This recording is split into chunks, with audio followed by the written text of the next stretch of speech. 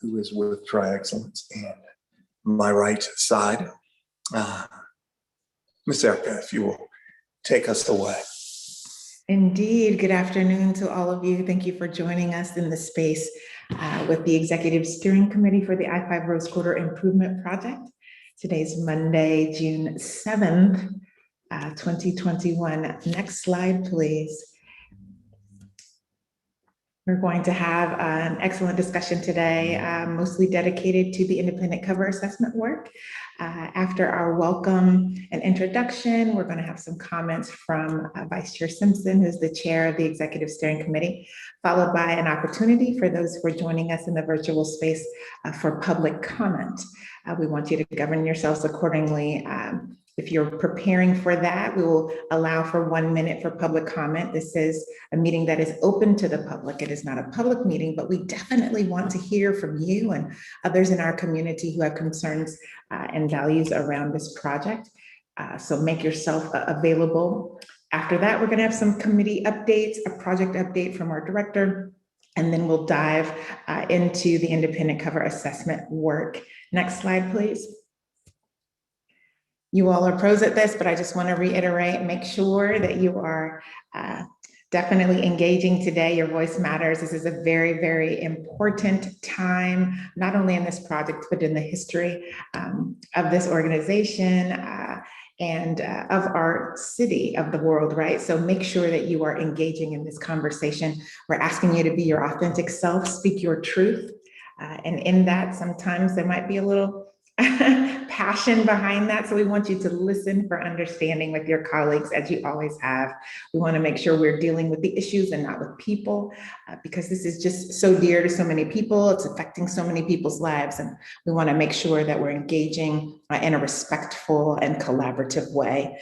Oftentimes, when we have passionate discussions, we're going to experience a bit of discomfort. So we want you to continue to acknowledge that, be prepared for that. But in light of that, remain respectfully engaged in the process. So those who are on the Executive Steering Committee, we ask that you would keep your cameras on so that we can engage with you as much as possible, like it was an in-person experience. And hopefully soon we'll be getting to that in-person experience. And again, we realize that all of the things that we are trying to address and correct did not happen overnight. So we want you to expect and accept non-closure. We're going to do our best to get through everything on our agenda today, but know that we hear you, we value you, and there'll be opportunity for us to continue to engage around this important subject. Next slide, please. At this time, I want to acknowledge Vice Chair Orlando Simpson, who's the chair of the Executive Committee, and give an opportunity for him to address this body. Thank you, Erica, and thank you, Dr. Holt, and everybody for being here. A lot has happened since we last met, and so I'm obviously very interested in these conversations and the passion that comes with them. Even myself, I'm very passionate about these specific sensitive topics because it kind of lives with me through everything I do within the community, within my business, with my family, and all the other things I tend to fill up my calendar with. But I think we're at a point right now where we really need to absolutely kind of consider a way through this by pursuing some form of a hybrid scenario. There's definitely lots of options and concepts and scenarios, but I think given where we're at today and what we've endured and what we've seen and what we've experienced, the greatest gift that we have to our disposal right now is compromise. And compromise is not ever a simple thing. No one's ever happy with the result of what they're demanding or what they want. But I think the art and beauty behind compromise is that's what creates a democratic society and a real, true, transparent public process. But the hybrid that I'm talking about should really embrace and emphasize the importance and significance of a win-win, and that's really this piece around compromise. And to me, win-win, this is really what this means. It's we don't just pick between the possibility of restorative justice in the future and employment opportunities of today. We actually take a step back and we weave them in together in order to maximize both. And both meaning that one of them and on and off the cap land opportunities for development of businesses and homes. And I say homes because over the last few meetings and public processes that I've witnessed and experienced and consumed, I've heard groups mention homes as it relates to this cap, which is the big elephant in the room of the conversation that we're actually having here, tied to the I-5 Rose Quarter project. And homes are really important because everybody has their own definition of home. And so I want to make sure that we emphasize businesses and homes as it pertains to restorative justice conversations are really emphasized in this process. The other piece of this is the economic mobility opportunities in the form of infrastructure and construction jobs for MBEs, WBEs, and DBEs. And to be more specific, for those of you who don't understand those acronyms, minority business enterprises, women business enterprises, and disadvantaged business enterprises. But most importantly, what I really want to make sure is as a group that doesn't probably have a big voice in this process are those BIPOC individuals. Those are the folks that we're here very passionately talking about and talking on behalf of in terms of addressing some of the most pressing needs that these individuals and these groups need and are actively, adamantly pursuing the demand and needs of what they are going to need for their futures and their future generations. I don't think that we're that far off from these desired outcomes. So I just want us all to make sure that we have a clear and concise direction of where we go next. We at this table, the ESC, we are going to be the authors and the authors of whether or not the I-5 Rose Quarter Improvement Project is a success or a failure. Obviously, I want to be on the side of success, but as an OTC commissioner, as the chair of this body, to me, success really is going to be us working together collectively and collaboratively for our future generations. So, Eric, I'm going to just leave you with that and not consume any more clock because we probably have a lot to get through today. Thank you. Thank you very much, Chair. We appreciate it. Thank you, Erica, for getting us going. We will continue. We're going to go right into public comment. And prior to that, Erica mentioned to us that you have a minute for your comment. And we understand that you'll have more to say oftentimes than a minute allows. However, in order to be consistent across all committees, we have allotted a 1 minute time frame. And there are several other ways to engage and interact if you want to share your thoughts. Let me just reiterate what you've heard, and that is this is a meeting that's open to the public. It is not a public meeting, so that you have the opportunity to hear, weigh in, listen to the work of the Executive Steering Committee, part of the transparent decision-making process that has been committed. I would also give this disclaimer around the public comment moment. Our request is that you comment related to the items on the agenda and that you address the Executive Steering Committee, since these are the people who are convened and would be most respectful and appropriate to do so. We understand that there are many concerns and comments and thoughts related to this particular project, and there are many ways for you to take this, to utilize your influence and thought and voice to communicate. Again, our request is that you would address the body that is assembled. That would be the most appropriate and respectful thing to do. So with that being said, and also let me add this other disclaimer. Your voice is important. We do want to hear from you. The request is just that you would address the body that's assembled. So with that being said, we're going to go to our public comment. Natalie. Thank you, Dr. Holt. I am looking out for any meeting attendees with their hands raised. Reminder, if you're joining us through Zoom, you can press the blue raise hand button to indicate that you'd like to provide a public comment. If you're joining us on the live stream, you can make a public comment via phone by dialing 971-247-1195 and then entering the webinar ID and passcode shown on the slide and below the video in YouTube. That webinar ID is 845-4828-9218 and passcode is 060572. And then you'll want to dial *9 to raise your hand. And I know there's a little bit of a delay on the live stream, a few seconds behind, and it takes a little bit to type in the numbers on your phone. So I'm just giving it one moment here. I'm not seeing any raised hands at the moment, though. Okay, we'll give them just another few moments for those who may want to interact or engage.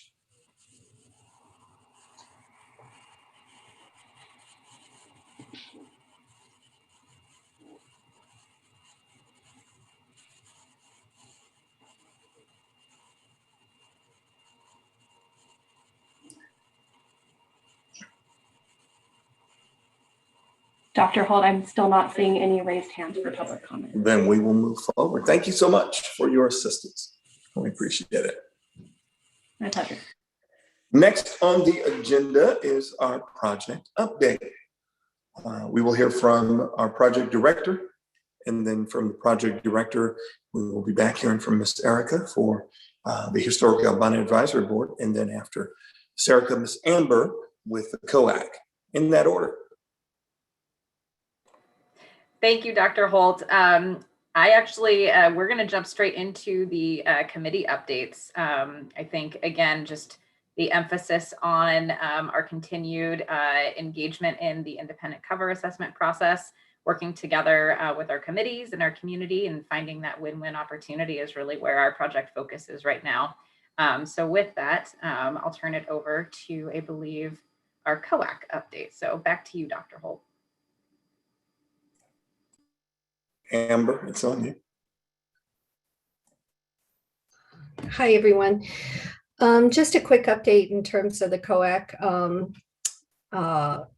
This coming 17th of June, we will be discussing technical assistance for the DBE program.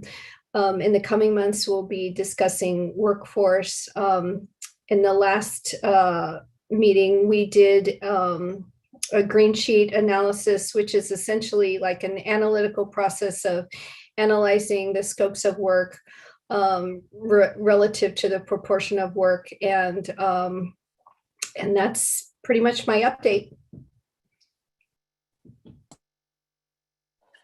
Thanks, Amber. Any questions from the Executive Steering Committee for Amber? Erica, if you could assist me if anyone raises their hands. Thank you very much, Amber, for your comments. Thanks for being in the space and helping us be aware of what's going on with COAC. We look forward to, again, the opportunity for the committees to come together and for us to continue our work collaboratively and with a sense of cohesiveness. So, Ms. Erica, if you would give us an update on the HAAC. Next slide now. Indeed. Thank you, Executive Steering Committee members. We had a meeting last week on the 1st with the Historic Albina Advisory Board. Great discussion with the Independent Cover Assessment team in regards to Workshop 3, which you all will participate in today. We had a robust discussion about what would be our next steps in regards to cover recommendation. Many HAAC members discussed their priorities in regards to the highway covers, their concerns, even around budget and implementation, how the concepts would be funded.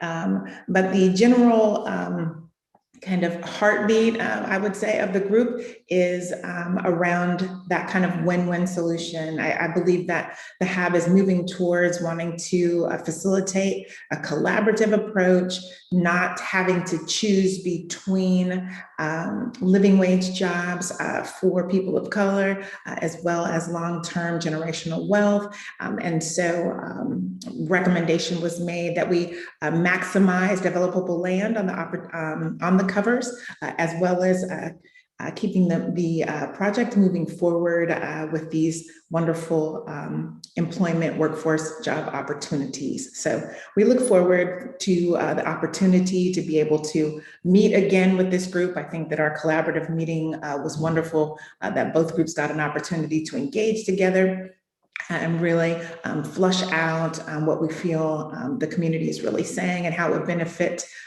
this community for generations to come. So Thanks again for the opportunity to share. Thank you for the report out. Any comments or questions related to the Historic Albina Advisory Board? I see a hand. Megan. No, President Peterson. Sorry, it's on Megan's name. It's President Peterson.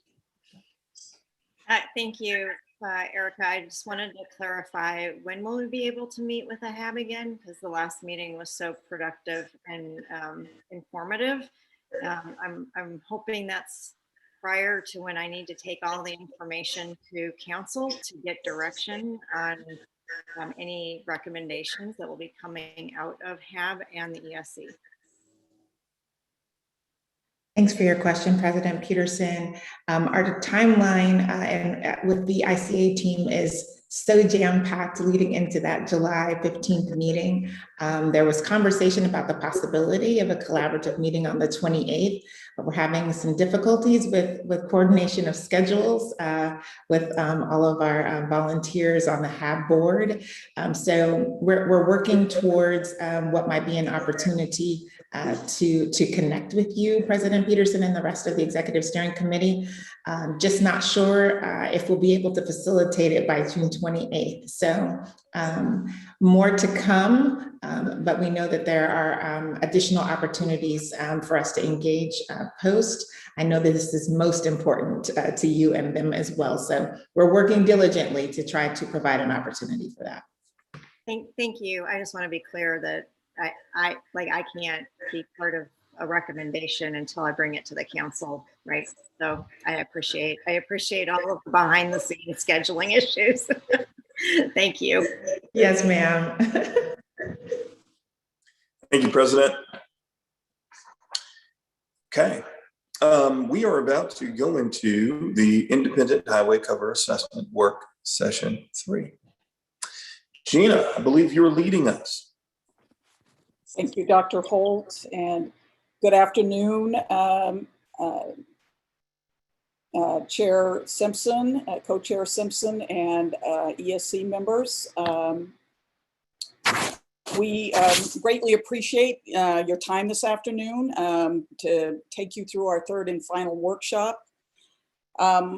This month, we're going to be bringing all of what we've done over the last 11 months together and what we've heard from the Black Historic Albina community and from our ODOT's advisory committees, the HAAC and yourselves, and the other stakeholders who've commented on the online open house, and trying to share with you what we've heard about what all of those stakeholders think is important to include in and is desirable as a cover scenario solution that actually maximizes the community benefits and provides the greatest amount of restorative justice for all elements of the community. Right now we're compiling all of our final reports on the technical analysis for concepts 1, 4, and 5, which are the concepts we did a deep dives on over the last 6 weeks. And as you know, our work has been intended to actually provide an alternative pathway to creating a successful I-5 Rose Quarter improvement project, while also providing a cohesive cover canvas for the restitution of the cultural community, the Black cultural community in the I-5, in the Rose Quarter or Lower Albina area, and on and around the covers. And we are focused on assisting all of you in making the recommendations that you think provide a pathway to more restorative justice for the Black Historic Albina community based on all of the community's input that we've heard and that you're hearing, and also creating a clearer pathway for the project to move forward given all the risks it faces at this moment in time. So, as you know, to actually address longstanding distrust, our process was intentionally made independent of ODOT So there are going to be things in our final analysis where we don't agree with ODOT. And that's based on our own independent research and analysis over the past several months.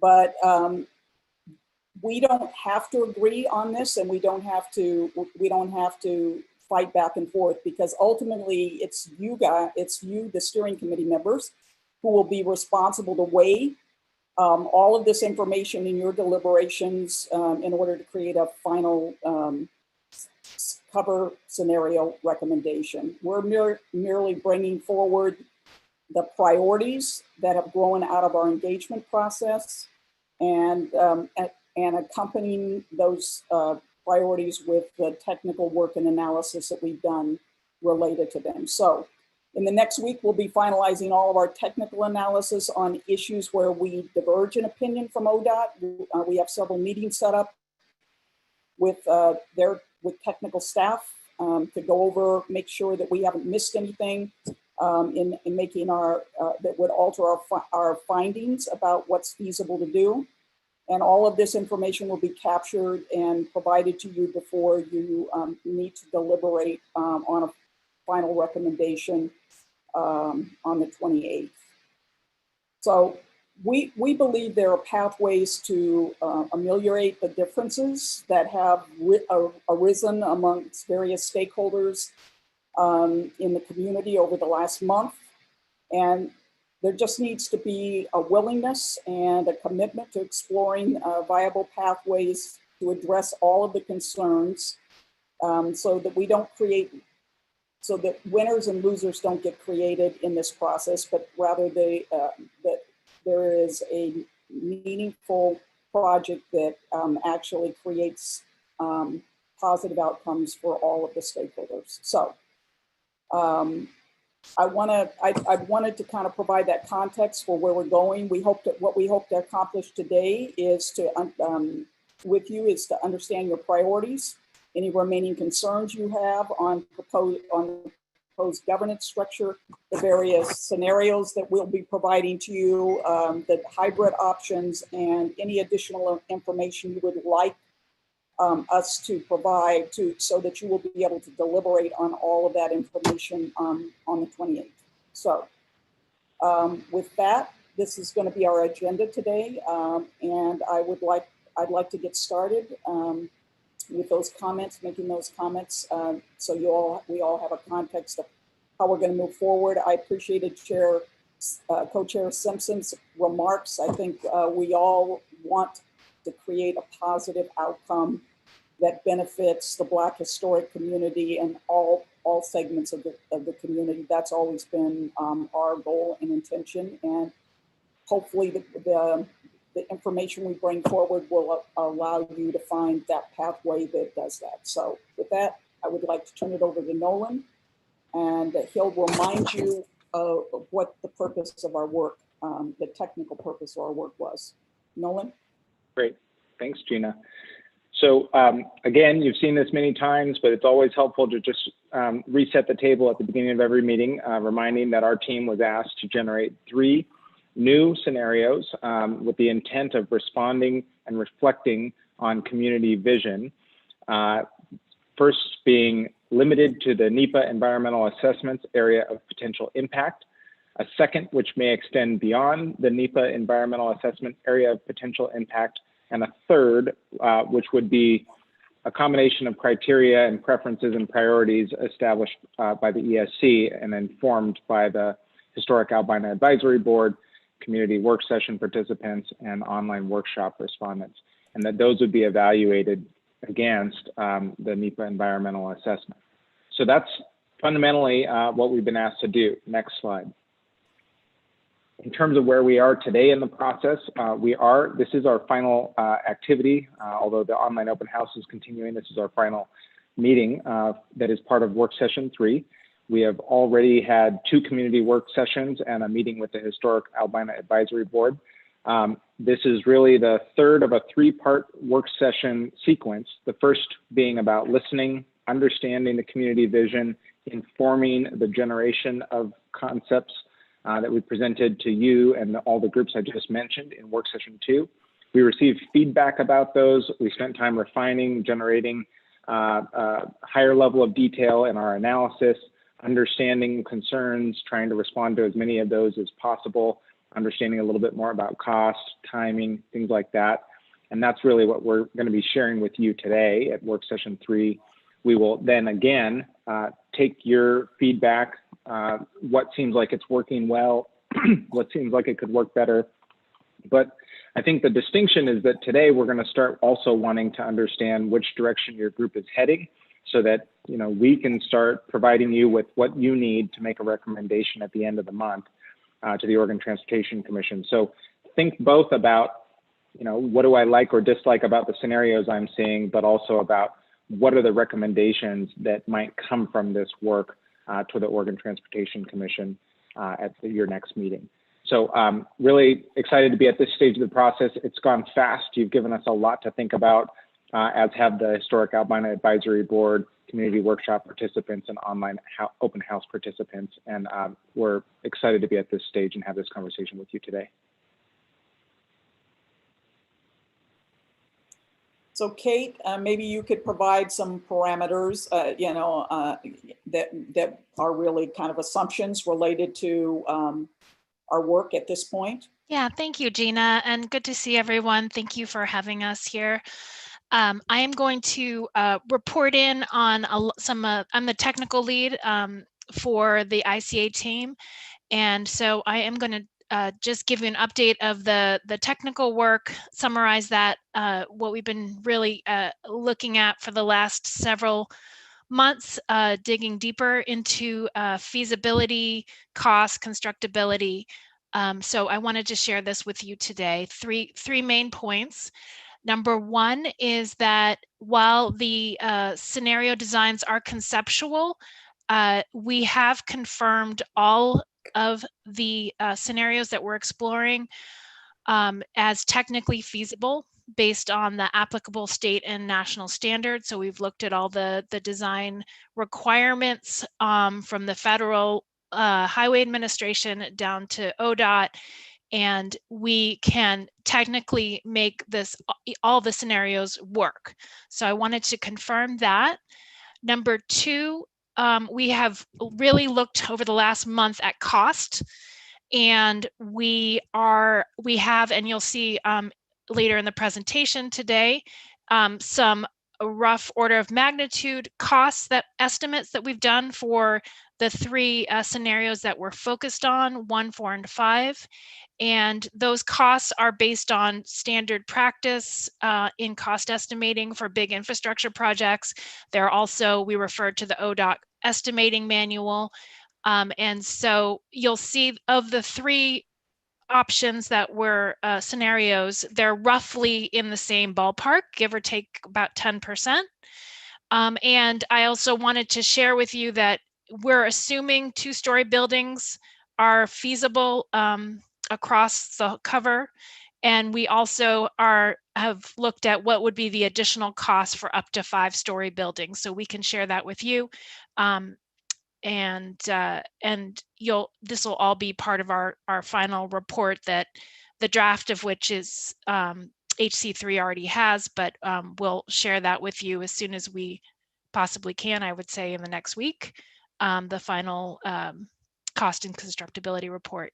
And then finally, number 3, on the environmental, because I know there's a lot of concern about what kind of delays these scenarios would mean, and we are very committed to finding a pathway that keeps us on time, on budget as much as possible, but still trying to meet the restorative justice outcomes that you have outlined, the ESC, and that the community is calling for out of this project. So, the Rose Quarter Improvement Project's core purpose and need was really about the auxiliary lanes, the shoulders to reduce congestion and improve safety on I-5. You know that.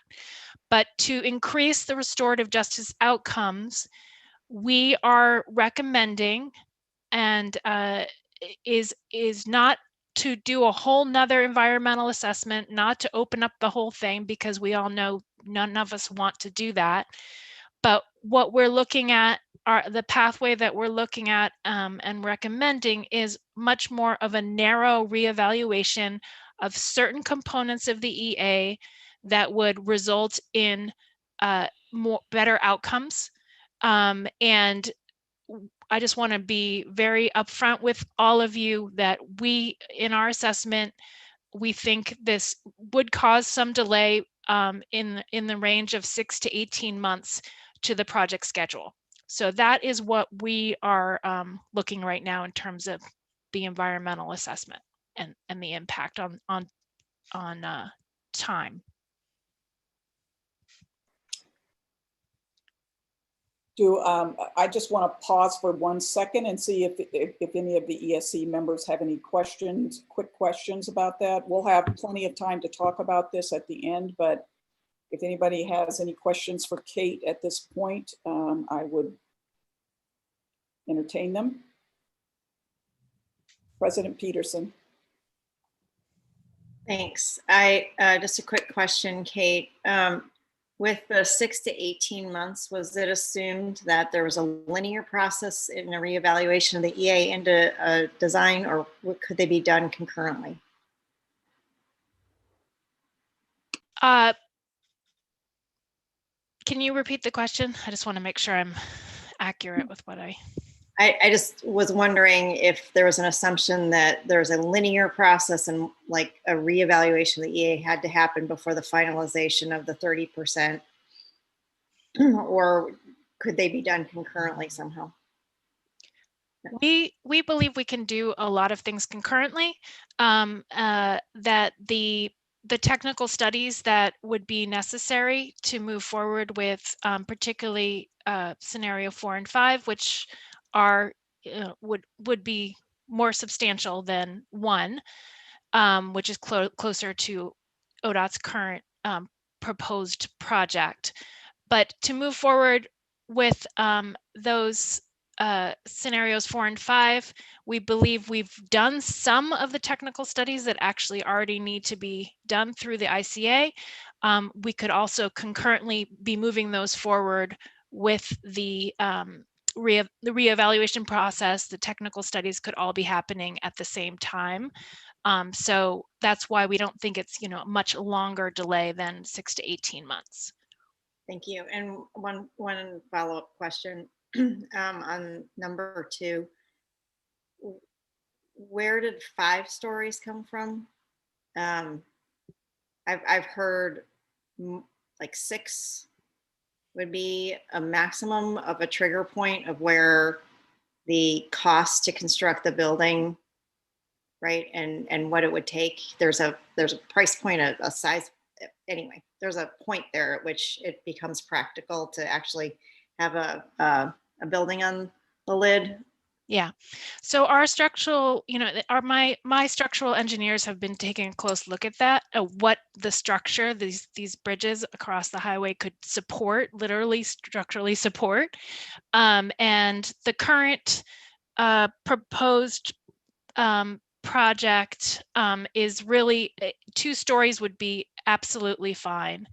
But to be able to go up to 5 stories, there would need to be some additional foundation work in certain parts of the cover underneath to be able to support that structure. So that and then beyond that, we honestly we just felt like that would be getting too expensive to go beyond 5 stories. So that's where we have stopped. Thank you. So I'm going to take Steve and Bryce, and I just want to, and if we get too detailed, I'm going to push us back into the presentation. And we'll answer whatever questions at the end. But Steve? Gina, real quick, and I'm sure this will be a theme I return to in other discussion today, is Kate, is that technical analysis going to review, provide data to TriMet about the impact of these various schemes to our routing, schedules, et cetera? When is that information going to be available?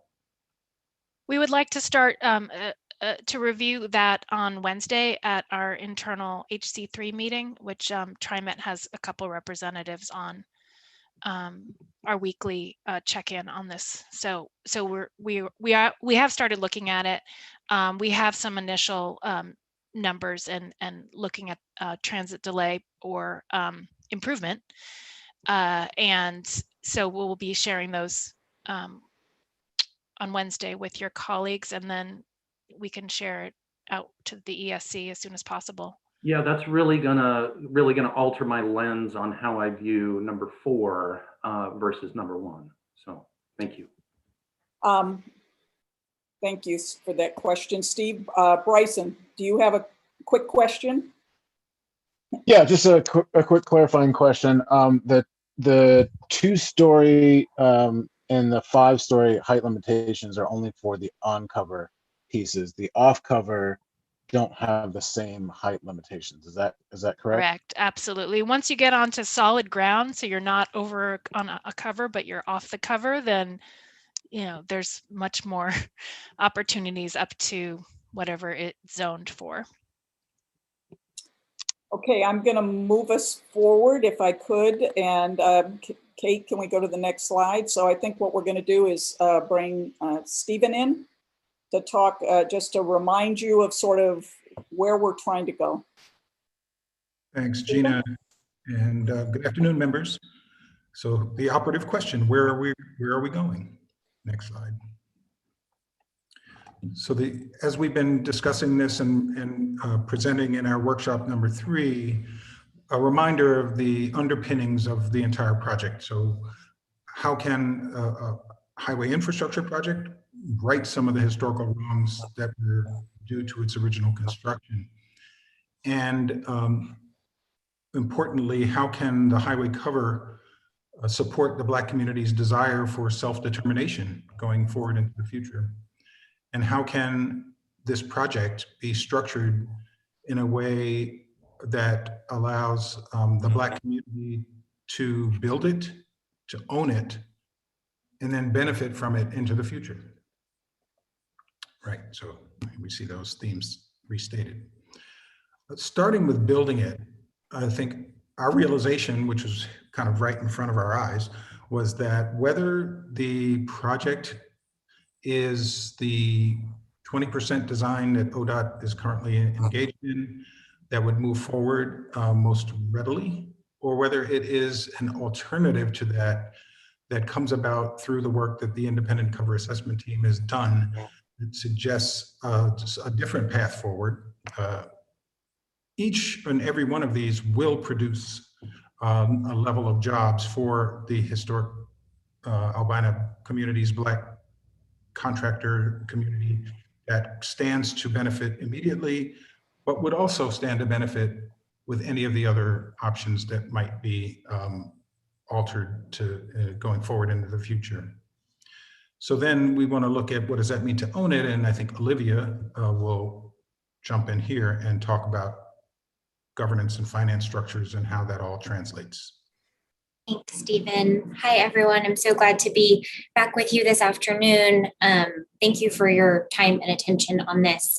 As Stephen said, as we consider the importance of the Black historic albina community's ownership and control over this project, I'll just start by saying that, we've heard through our community work sessions that restorative justice won't be accomplished solely by providing jobs and opportunities for jobs through this project. It needs to include returning ownership and control of this area to Black historic albina community members, their descendants, and other members of Portland's Black community who feel connected to the area that will be centered on the highway covers. This requires rebuilding trust between that community and decision makers in local, state, and regional government agencies by demonstrating that your agencies support a community-driven process to deliver and develop the highway covers. It requires reflecting on what we've learned and heard in this process and the many other engagement processes that are happening through the Rose Quarter Improvement Project, continuing to listen and build community rather than rushing forward. There are multiple steps that can be taken to start to demonstrate this commitment to turning over control to the community of the destiny of the highway covers. That includes now starting by involving the community in infrastructure and development planning, and I'll talk a little bit more about that in a moment, to providing opportunities for ownership and control of the land created on the highway covers and the remnant lands created by the Rose Quarter Improvement Project. Creating mechanisms or fostering mechanisms for community-focused development, such as development through a community development corporation, a CDC, a community land trust, a CLT, or other models. And then entrusting that community and that entity with ongoing management and programming of the spaces that are created for that community. We can go to the next slide. And I think we can actually skip over this one, so we can go to the next slide. Thank you. As we think about the governance structure here, and I'll talk about the stages of this structure in a moment, but these principles apply to the governance structure throughout. It should be one that establishes a clear role for Black community members in the remaining planning process for and construction of the highway covers, starting today. It should empower members of the Black Historic Albina community, those who have been most impacted by the project, to be involved in decisions around design and delivery of highway covers, and then to have ownership of the plan for future development on and around the covers, and should create a path to ownership and or control of the developable area on the covers and remnant lands surrounding the covers that can be used to implement the community's vision, which may include new housing, new community facilities, commercial spaces, along with community-focused programming that will fill and activate those spaces and the spaces on the covers and around. Go to the next slide, please. This work starts now as a way of providing input into the continued planning and design for the highway covers, which could be done through establishing a Black-led commission or committee that would really be charged with thinking about, how the covers are designed and delivered, but also planning for the vision of this community that can grow up around them, that can start to repair what was or rebuild what was lost. It's important that this work start now to give that entity time to build capacity while the Rose Quarter Improvement Project is completed, so that as construction moves forward and as the project is delivered, they can build capacity and establish the appropriate route to ownership and control, something that we'll be talking with ODOT about in the coming days as we finalize our work as well. And then those parcels for development can be turned over for community-focused development and programming, and that same entity or group of entities in partnership can have a role in and really guide and lead ongoing management and programming. I'll turn it back to Stephen, I think, to take us forward and talk a little bit more about the rest of this work. Right. Thank you, Olivia. And as the complexities have come forward, we've been able to, as an ICA team, find some clarity in how we move things forward from a freeway space to a restored neighborhood place. Next. So out of the engagement, various forms of the engagement process that we've undertaken, 10 priorities really emerged, and they fit all within the 3 pillars of what the ESC had established as values and outcomes for the project, which are to create community wealth, to create community health, and also community cohesion. So our work has been focused in those areas, and what we have done most recently, next slide, is to try to see how those priorities land in a number of these development scenarios by presenting kind of look and feel for what a neighborhood could be in places that the community and that you all are familiar with, starting with one vision of looking south down Vancouver toward the Moda Center, which we see in the very center of the picture, where there is very little happening on the bridge going across right now down Vancouver. So we offered the community at our most recent workshop a way to visualize, next slide, how those different concepts would land. And here we see that same view with the Moda Center still in the center, with development happening at a number of scales, and starting with what might be possible for projects that would be built, owned, and managed by Portland's Black community. And this would include things like a job training, career development center project that we see here, right? And then moving to a how the green open space that has a number of different possible iterations based on the scenarios, how that open space would support and enable ways to uplift the community's cultural legacy and history, while also interacting with the businesses that could be built along Vancouver in this case. The new development off the cover, which would be enabled at a higher sort of height and density, I guess, assert that this would be where the deepest wealth could be created. And if we look to the forward of that, in the foreground, the smaller building,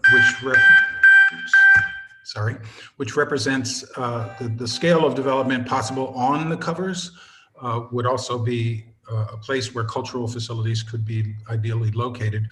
And then listening to the feedback from the community, being able to have multiple modes of how that street would then be developed, with parking that's possible in front of those establishments to support that retail, while at the same time having a complete street with bicycle lanes and landscaping, the streetscape having wider sidewalks that allow for the retail and community uses to spill out from those buildings onto the sidewalk and really activate and enliven the kind of activity that's possible.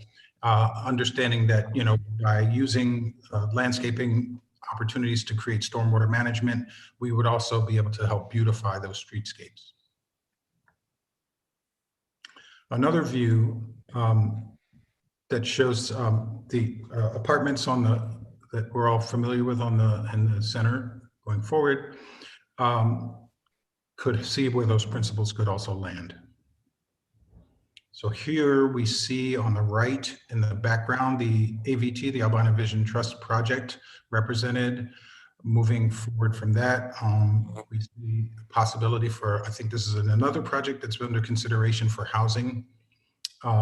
We have added to that this notion of additional kinds of housing that would open up opportunities for community ownership of both community rental or ownership opportunities, but that the important thing here is by developing on both sides of Flint, we create a more intimate neighborhood that the residents have expressed a desire for, one that also allows opportunities to lift up the history of the neighborhood through historic markers that could be either on the ground plane or could be in signage and other features that allow for the identity of the neighborhood to be reinforced for those who are from here, but also giving visitors an opportunity to learn about that rich cultural legacy left behind. So I'd like to pause here for a moment and just once again provide an opportunity to any of the ESC committee members to ask any questions you might have about governance in particular. We are going to ask you to answer some questions, a question about governance and whether you support the approach we're taking at the end of our work session. So if there are, and of course we'll have a chance to talk about it further in our discussion period, but if there are any quick questions, not discussion, but quick questions that people, clarifying questions that people have, I would entertain those at this point just to clarify what's being said. All right, seeing none, I think we, let's move into the meat, Kate. All right. Thanks, Gina. It's good to be with you all in this final workshop. This is the bulk of the content here, the scenarios, and we're going to talk about elements You may remember in our last workshop, we presented 5 design concepts shown here. And since then, we've refined these into 3 scenarios, advancing concepts 1, 4, and 5.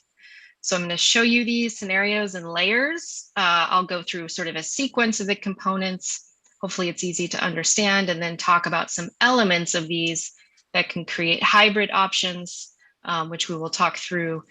And then we do have a Miro board to share with you all for discussion at the end of this, which is sort of a virtual pinup board. So if you have any additional questions, we will have that for your use. So I will review the EA and the current Rose Quarter project design for reference, and then we'll review the scenarios and hybrid options.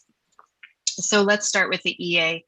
As a reminder, this is our base case. I want to start out by pointing out the colors that we're using.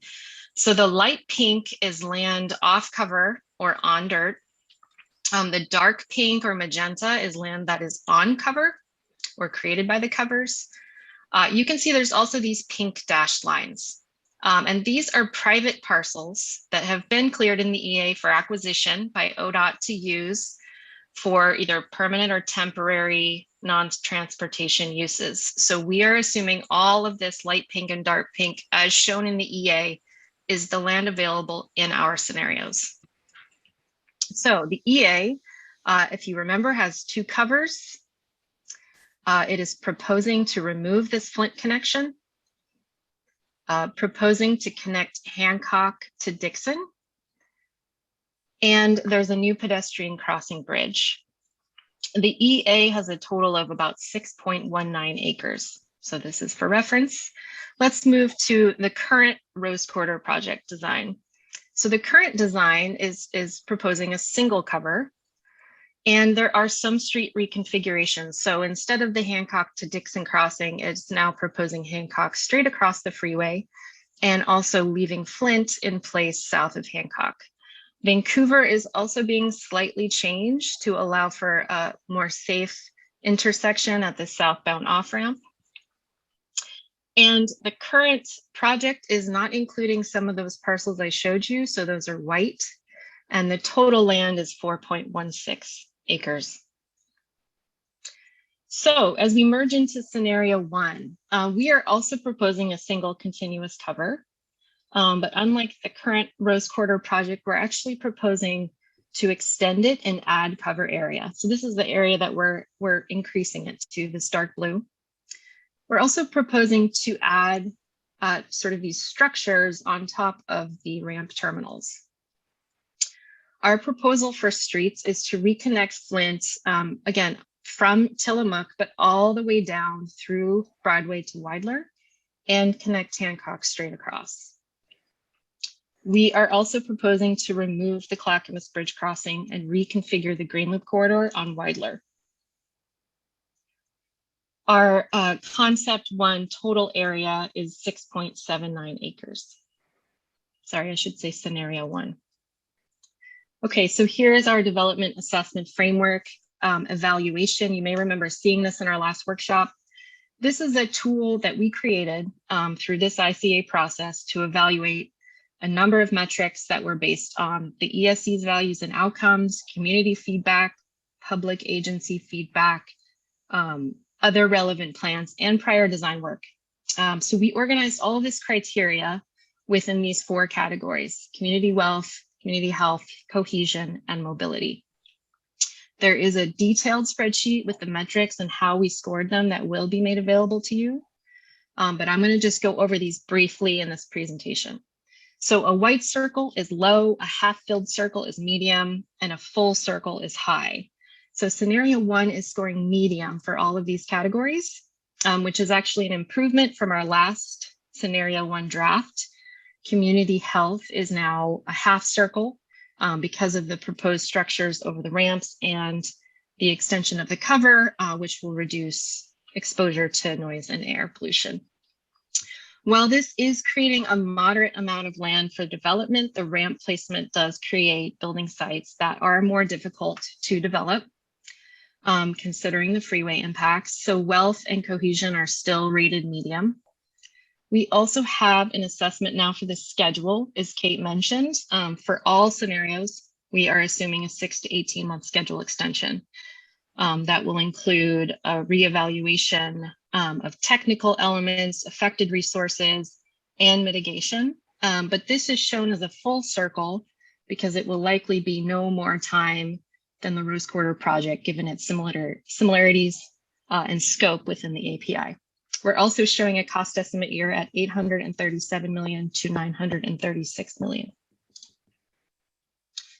Okay, so moving into scenario 4.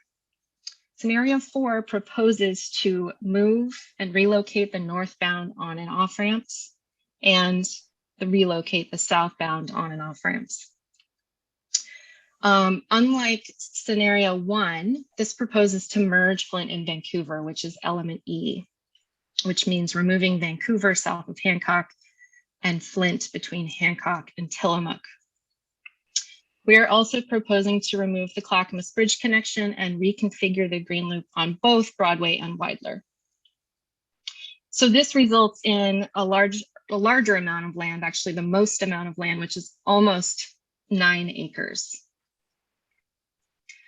So this evaluation hasn't changed since our last work session. All of the bubbles are scored high because we are moving the ramps to the south. This does open up a large amount of land for development. As I said, nearly 9 acres. And while this scenario does have this large flexible development parcel to allow for wealth, health, cohesion, and improves mobility, it does have some impacts on adjacent properties, which will require acquisition, and the cover does need to get a little bit wider. So we are evaluating the schedule as moderately impacted. Again, we're estimating 6 to 18 month extension. However, as Kate said, 4 and 5 are a little bit more complex because there are more changes to design, the affected environment, and mitigation. So this is a sort of a low to or a moderate rating for schedule. The cost estimate for this scenario is $808 to $904 million. Scenario 5, similarly, the ramps have moved to the south, also proposing to reconfigure the green loop on Broadway and Weidler.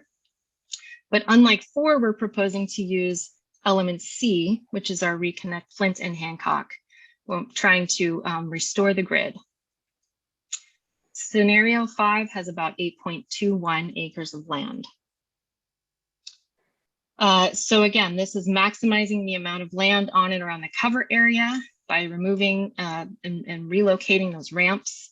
But instead of a large parcel, we do focus on restoring the street grid, which allows for consistent block sizes for development within a lot of access and continuity within the existing network. The development assessment framework is scoring high for all, but again, the schedule is evaluated as moderately impacted with, again, a likelihood of 6 to 18 month extension.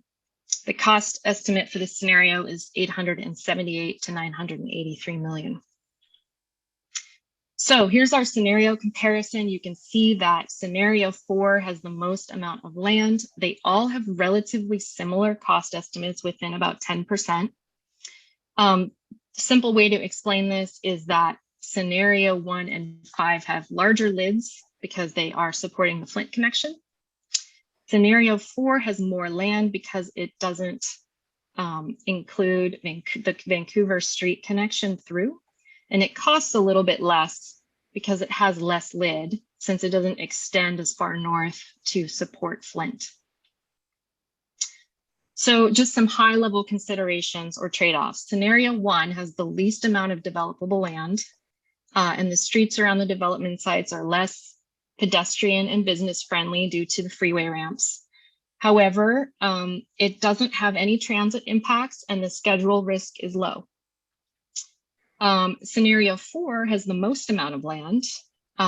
Streets are more pedestrian and business friendly without the ramps impacts. However, there's likely a delay in transit services, excuse me,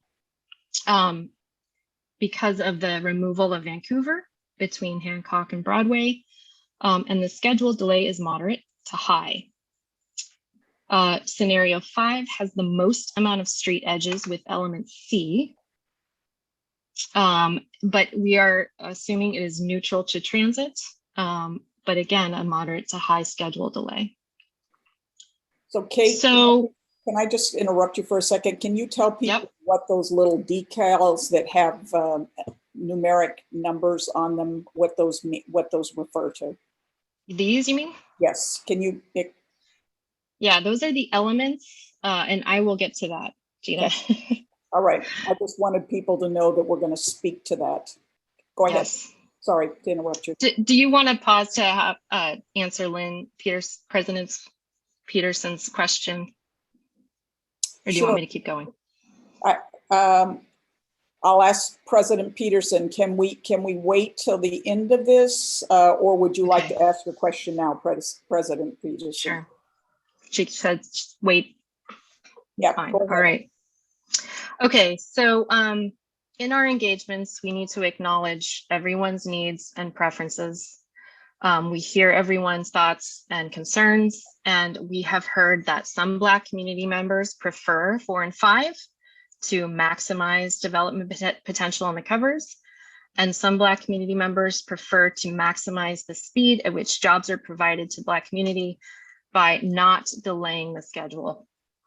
So what we'd like to do is look at the elements and see if we can combine some of these ideas to come to a shared solution. So here are the major elements that can change the cost, function, and schedule of the scenarios. They are also components of the scenarios that in context create a setting or a place that provides different benefits and challenges. So our goal is to help you understand and weigh these trade-offs to make the best informed decision about the project that you believe will achieve all the Black community's goals. So these are the green loop on the bridge or through the neighborhood, which is D. The streets vary with elements C or E, and then the ramps vary. Either they're in the proposed EA location, the southbound ramps move, or both the southbound and northbound ramps move. So I'll just walk you through the hybrids and then we can get to discussion. All right, so hybrid 1 is essentially starting from scenario 1, but with element E. So we're taking scenario 1 and we're merging Vancouver and Flint. And what we're doing really is getting Vancouver removed from the center space. It reduces that impact on the southbound off-ramp and opens up a little more space. Hybrid 2 is taking that same element E, merging the streets, but also taking element F and moving the southbound ramps. So moving the southbound off-ramp, and then actually the southbound on-ramp is in its current location, but different from the Rose Quarter project design. Okay, hybrid 3 is, let's take the restore the grid concept. So element C, reconnect Flint and Hancock, and element F, move the southbound ramps. So what that looks like is, a fairly similar amount of land, with hybrid 2 having the most amount of land. They all keep the northbound on-ramp in its existing location. The difference is the street network and the southbound ramps. So we can propose change to both of these elements without a huge impact to schedule.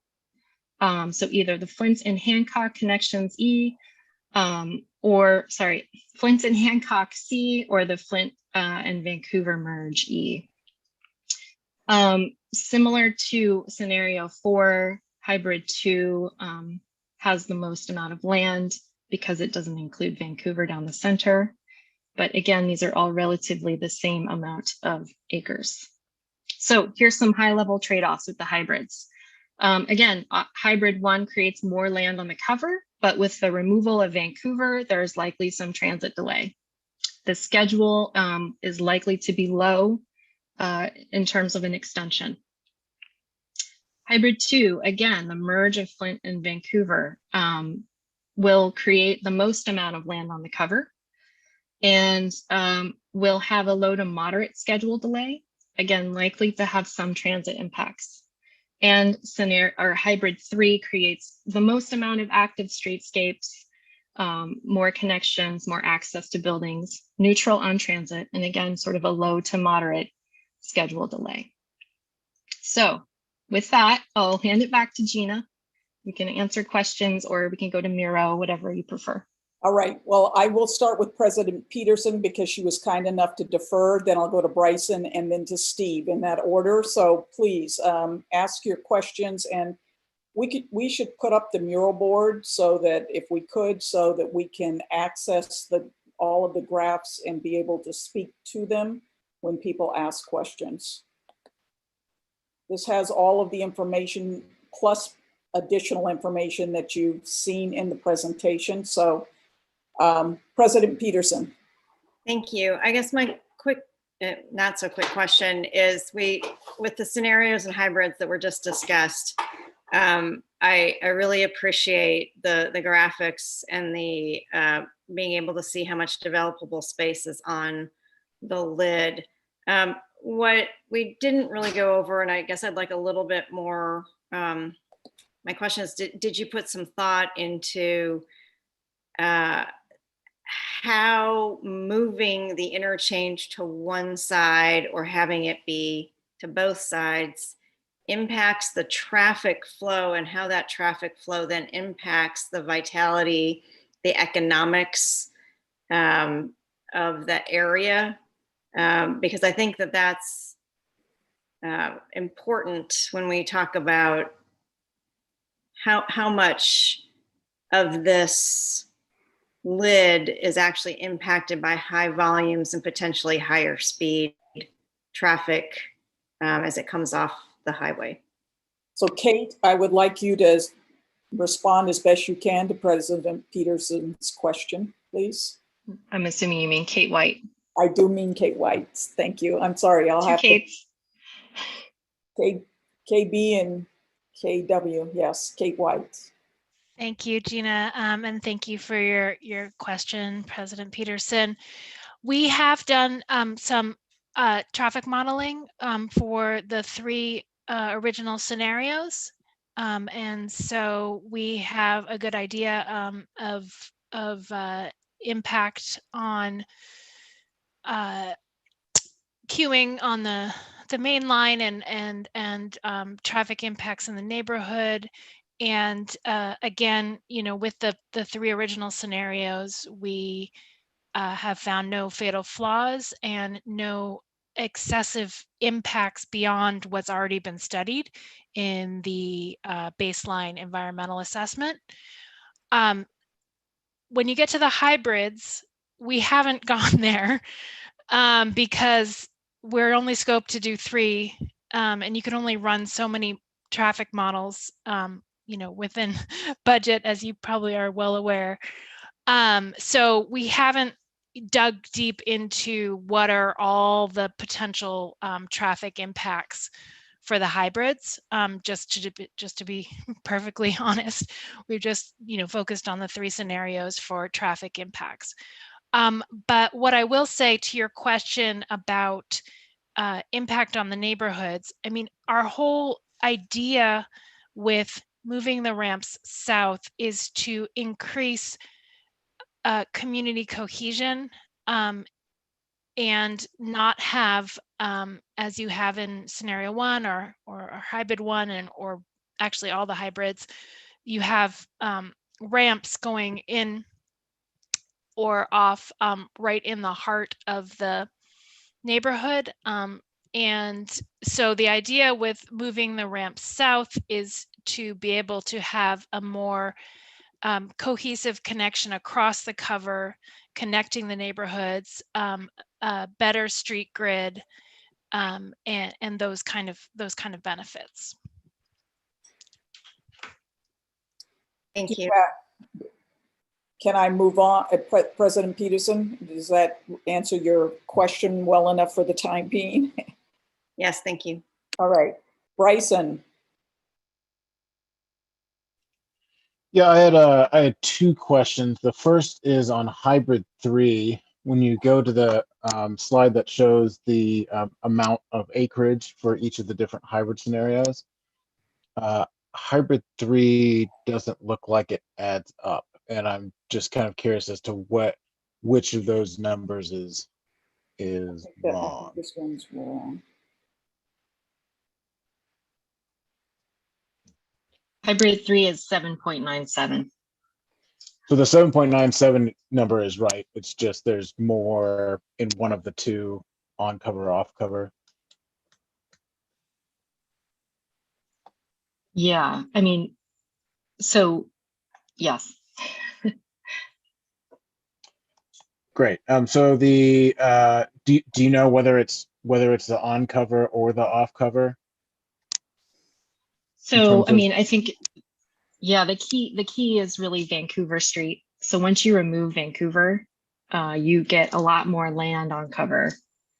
And so that's why hybrid 1 and 2 have more land. So it's mostly on cover.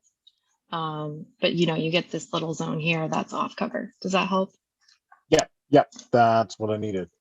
And then the second question is the quantitative schedule delay of 6 to 18 months seems to be the same between the hybrid 2 and 3 and scenarios 4 and 5. But the qualitative of it being low to moderate versus moderate to high is different. If you could explain why the same length of time is given a different risk. Kate White, I want you to explain the difference between the north ramps and the south ramps and the challenges related to reevaluation related to those two sets of ramps. And I think that probably will answer Bryson's question. Yeah, so the types of technical studies that would need to be done and would be the cause for the delay to move the ramps from where they're currently proposed would be property impacts. There would need to be a look at the hotel and the impacts there. There also would need to be, I mentioned we've done some initial traffic studies, but there would need to be more detailed studies to make sure that the impacts weren't above and beyond what's already been studied in the EA. I know Kate Brooks, when you presented this over the workshop, there was maybe 1 or 2 other items that we thought would need to be looked at or reevaluated.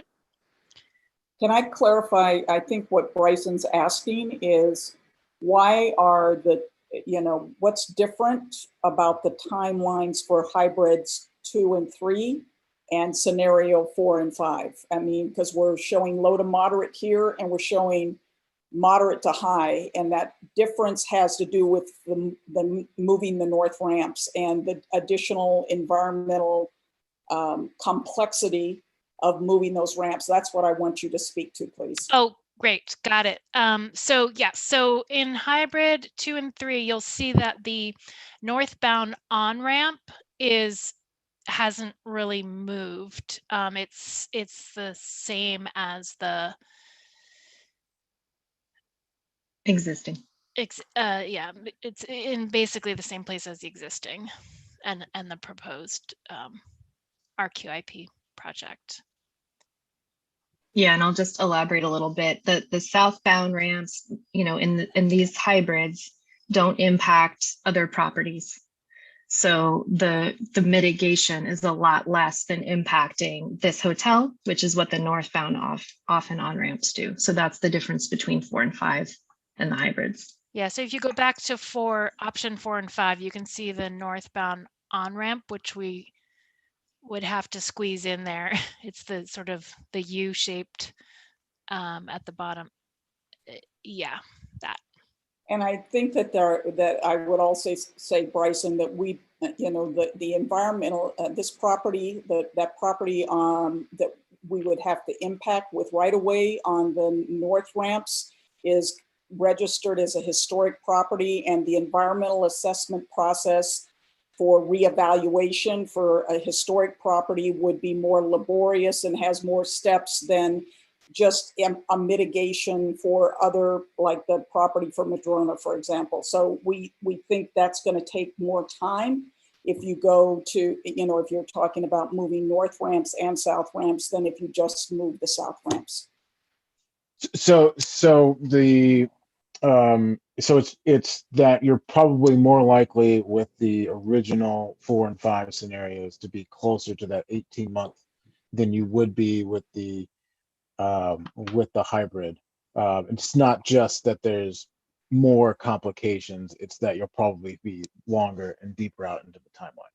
Yes, that's kind of the assessment of our environmental experts, none of whom are, I don't know if there are any of our environmental folks are in the room that have done all of the assessment on this and looked at what the process might involve and what we think the pathway is for doing a limited reevaluation. But that is what the issue is right there.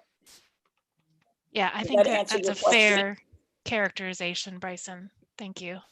All right, I want to go to Steve, and then I'll maybe, I don't know if Brendan or Marlon was next, but Steve, let's start. I'll let Marlon go before me. Marlon? Marlon? Yes, good afternoon, folks. Question, what happens, so we've been talking about the street traffic, but what happens to the highway traffic if the ramps are moved? How does that improve the traffic flow in the different scenarios? Kate? Yeah, so in scenario one, you can see the ramps are basically coming out in the southbound off ramp there is coming out kind of right in the middle of the cover. And so that breaks up the area. I would say, we're not expecting any less traffic in terms of we've looked at, how much these ramps carry today. We don't expect that to change, even if you move them slightly, south. So it's just, where would the impact be of the traffic coming on and off? And our argument for 4 and 5 is that we're moving the traffic to a more, towards the Moda Center, towards the hotel, and rather than coming out right in the middle of the cover and in the neighborhood. So Kate, I think, Marlon, correct me if I'm wrong, what you were really asking about is traffic on the freeway. Is that correct? He wants to know, does it have a negative impact when you move the ramps to the queuing off of the freeway, Kate? I think that's what his question is. No, we have looked at that, and these are all workable from a queuing perspective. Was that your question, Marlon?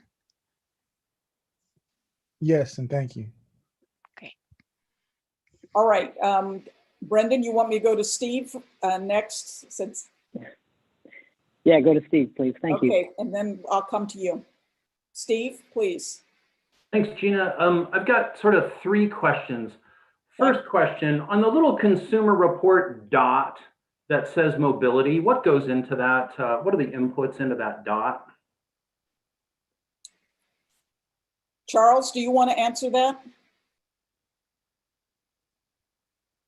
Sure, I can take a shot at that. We've done a development assessment framework, which is being reviewed with, well, you've seen and approved in January. In that, we have mobility as a key value of the ESC. And in that, there is access to transit. There is also mobility vis-a-vis pedestrian and bikes. And those that score higher are that more of the streets have a dimension of pedestrian and bike access with the right facilities for that movement through the district than auto and transit. Essentially, in the area. So what we see is the one with a grid scores a little bit better because you can have more dispersed trips through cars. You can assign more of the street section to pedestrians and bikes because you're not assigning certain streets to vehicles only. And so the ones that score a little bit higher basically put the hierarchy of transportation effectively a little bit stronger. And so that peds are on top, bikes are second, transit's third, auto, just down the list. Sure. So I just think that's the way that's scoring. Great, thank you, Charles. I do not agree with full and half dots that describe mobility when they impact transit to the extent my staff thinks that they do. And that's specifically option number 4 and option number 5. Option 4 says likely, that's like a little bit of a squishy word. You know that there are going to be delays to 4 and 44. On option number 5, I'm concerned about Kate White's comment of just a moment ago. We're not going to alter the traffic volumes coming off the highway. We're just going to move them. And where you're going to move them is to where the Rose Quarter Transit Center is. And we run buses that serve these communities. And my concern is my team doesn't feel like we're getting adequate data. And that was one of my initial questions on the technical reports about what the impacts to transit are, specific lines, specific delays, and then we can talk about the communities that transit serves and how it's going to impact those communities. So that's my second question, my statement about that. My third question was about developable land, because that seems to be a metric that that we're using to judge these various scenarios. And in the one scenario where we have the current design, I think it was 4.6 acres, that was without the staging sites and what folks have called these off-cover lands. And then suddenly I see in these other scenarios, we're comparing that with these off-cover land parcels are now back in the mix. And so I'm just a little confused. Is ODOT now planning on acquiring those parcels as part of their staging site and their plans? Or is the ICA team identifying these parcels as maybe optimum for supporting this concept? I'd really like to know about those parcels because we seem to put a lot of weight in that metric. And that's the last of my questions. Charles, do you want to respond to our thinking about that? Yeah, I can. On question number 2, our goal is we're measuring and studying the mobility on the areas north of Winning Way, or Ramsey Way as it's now known. We don't expect any vehicle trips northbound from Rose, increasing vehicle trips between Rose Quarter and the Winning Way. We think that's still a bike and transit access way. We also believe we found a way for buses to perform as they do in the current Rose Quarter Improvement Project design. We think we found a way to ameliorate that in 5. We haven't found a way to ameliorate that issue in 4. But we're meeting with your technical team this week to get to the bottom of that. And then your last question about developable land. We're meeting with ODOT this week as well to understand how the means by which they have to assemble land for construction, own it or lease it for that construction period, and then what they do and what they can do to dispose of land that they use for a temporary purpose. But Steve, to the point, all of the salmon areas that are identified will be used for construction staging. That ODOT is still in a situation where they don't understand if they can own it or just lease it in order to accomplish that staging. So the salmon or pink areas, whatever we want to call them, are just really those things that are in process of understanding of how they can be brought to the community and by what means. And that process may need to continue as the legislation gets made to allow it to happen more in an expedited way. So I guess it's not saying we're making a determination. We're just seeing that there's a pathway for ODOT to determine what lands it can convey to the community that it uses for construction. Does that answer your question? Yes, thank you. Brendan? You've been waiting. Thanks, Gina. Hopefully this will be.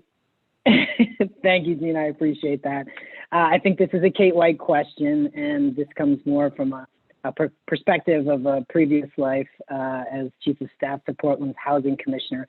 And the Madrona site, which if I remember correctly is a Central City concern, transitional housing for those coming out of tough times, experiencing troubles. So I want to understand what you do know at this point, I guess, what the impacts might be to moving the ramps in the proximity of Madrona. Just curious what we know now at this point. Thank you. Kate, can you respond to Brendan's question?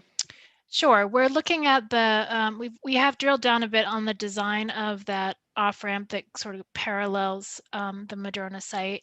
So, and I know there's a lot of concern about the traffic, going along the east side of the Madrona site. I think we're going to be recommending a reconfiguration of all these streets have start with the same letter. So it's Wheeler. Yeah. To be able to, disperse the traffic there, have that be a two-way street. Thank you. Whoever's drawing. I don't know. I think I have Ignacio on my team, who's my, one of my engineers and principal in charge on the Arab side. If you want to jump in, Ignacio. Ignacio, are you on the line?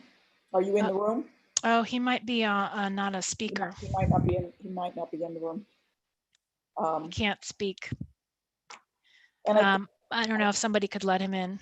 He is listening in, but he's not on the speaker docket. Yeah, no, I think I can now. Kate, can you hear me? Yeah, thank you. Go ahead, Ignacio. I know you've been looking a lot at this. Yeah.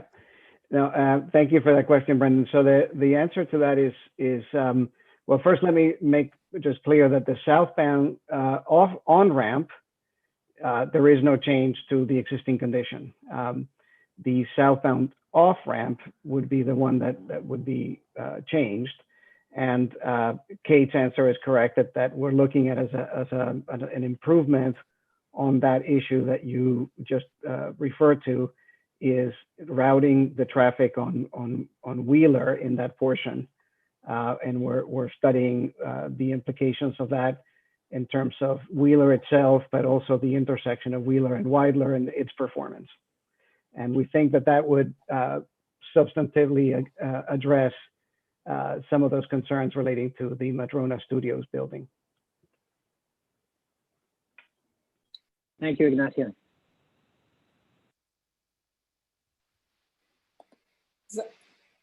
Marlon, you have your hand up? Yes. As for Kate White, again, wanted to revisit that question I asked earlier.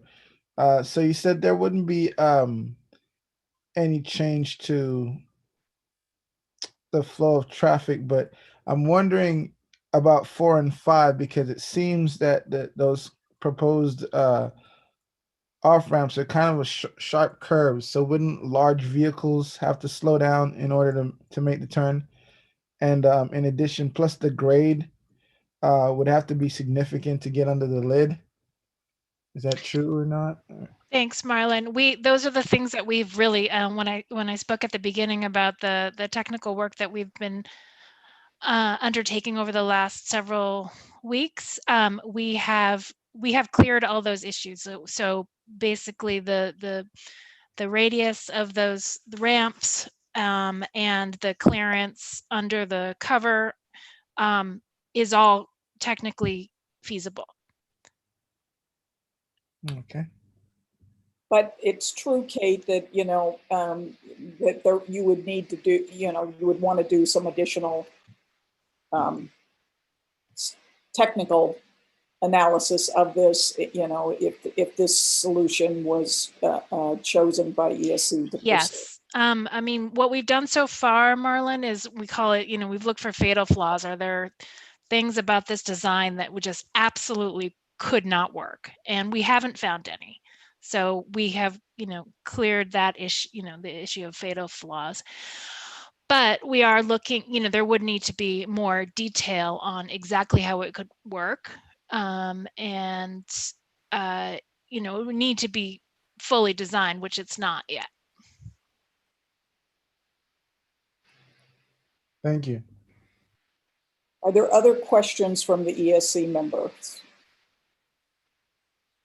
So I think what I would like to hear from, have you guys share with us what is going to be helpful to you in terms of additional information, other ways of looking at this that we can actually accomplish in a short period of time. It's not like creating new scenarios, but really would like to hear from you what's going to be most helpful to you in terms of, and I'll get you, Bryson, in just a second, to frame, to thinking about what your alternatives are and framing up your recommendation. So I'll let you speak first, Bryson, but then I'd like to hear back from committee members.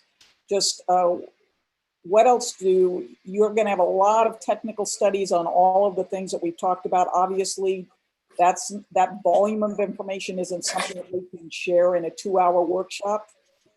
So all of that is being packaged up to be provided to you before your meeting. Bryson, please. Gina, can I make a suggestion real quickly? I'm sorry, I hate to interject. If you could just go through each executive steering committee member and just give them an opportunity, that might be expeditious for us. You can just call them one by one. Okay, but I want to see if Bryson has a totally different question. If he has a totally different question, then I think your suggestion is excellent, Dr. Holt, and I will follow that. So Bryson, do you have a question first? I don't. I was going to answer what you were just Well, posing. then let's start with you. So I think for me, one of the big things that will help in my evaluation of some of this is the acreage is a helpful measure, but because it doesn't seem to me like in terms of development potential that the on-cap acreage is equal to the off-cap acreage, if a square foot estimate for the various different things, I think will help me compare the developable space on one scenario versus another scenario, and so getting that I think would be really helpful. So on cap and off cap acreages, is that what you're talking about? Well, so you've got on cap and off cap acreages for the different pieces, but having that be translated into potential square foot of building on the various different scenarios, because you could build a much taller building off cap than you could building it on cap, and the on cap versus off cap numbers fluctuate as well as the total number fluctuates. And so kind of getting that sort of total square foot range would be helpful in saying, oh, these are kind of close, but this has, these are kind of close in terms of acreage, but these are actually fairly far apart in terms of square footage, or these are fairly far apart in terms of acreage, but very close in terms of square foot. Yeah, I think we can provide that. I think we started with that, and part of the problem is that it was like we were designing what goes on the sites, and that wasn't our intention.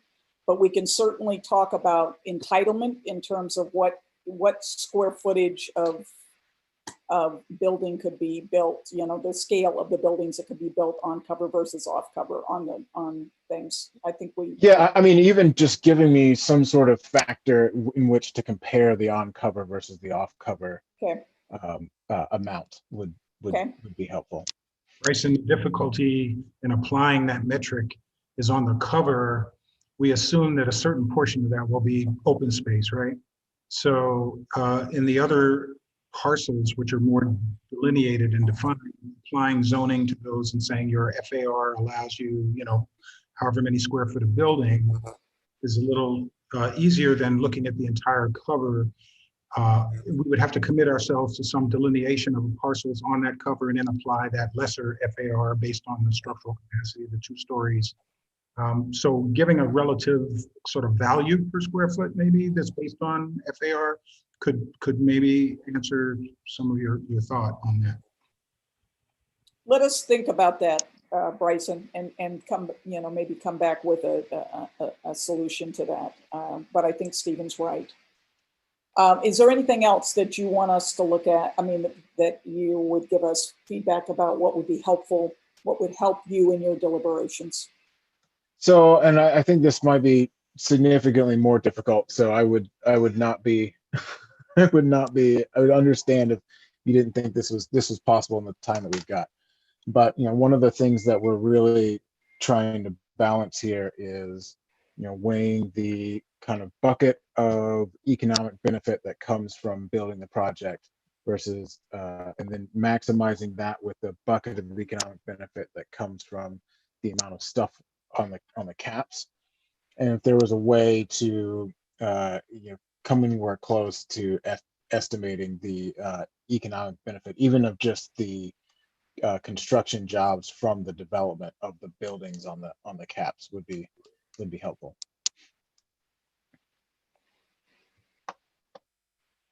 Okay.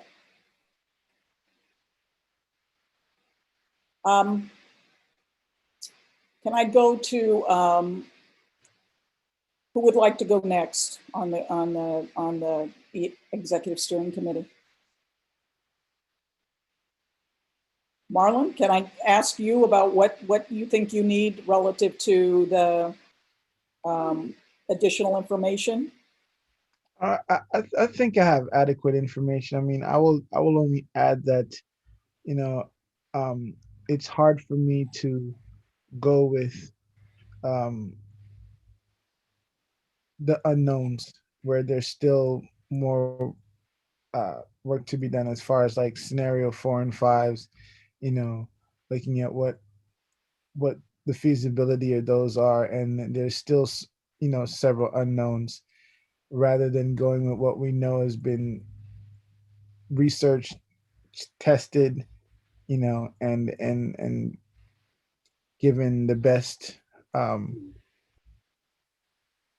option, right? 4 and 5 just seem to me like there's still some unknowns, and to investigate that is just going to take more time and greater delays. So I think I have adequate information. I don't know if there's anything more for me to ask. Does anyone, Nolan, Charles on the team, want to speak to the unknowns related to our work versus the unknowns related to what's 20% designed?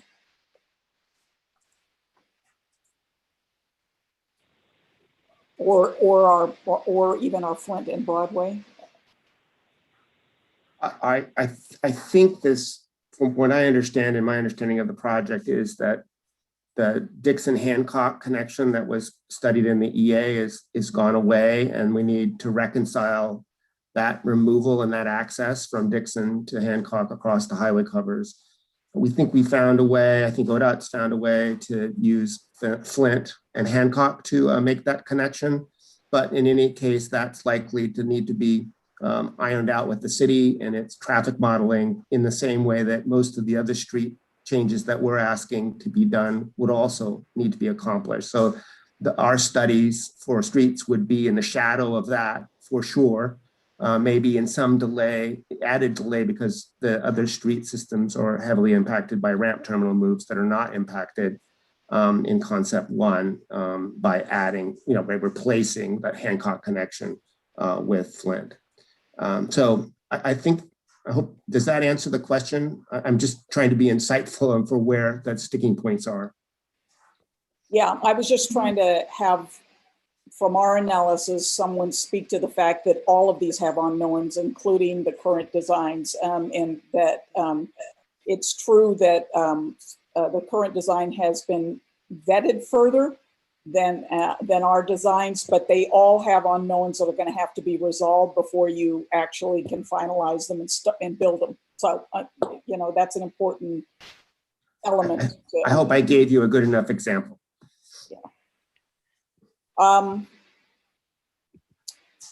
President Peterson, do you have another clarifying question, or can you weigh in on the question of what else do we need to provide you to? What I would like to on the table is just a reminder yet again that we will need to be taking all of this to the Metro Council.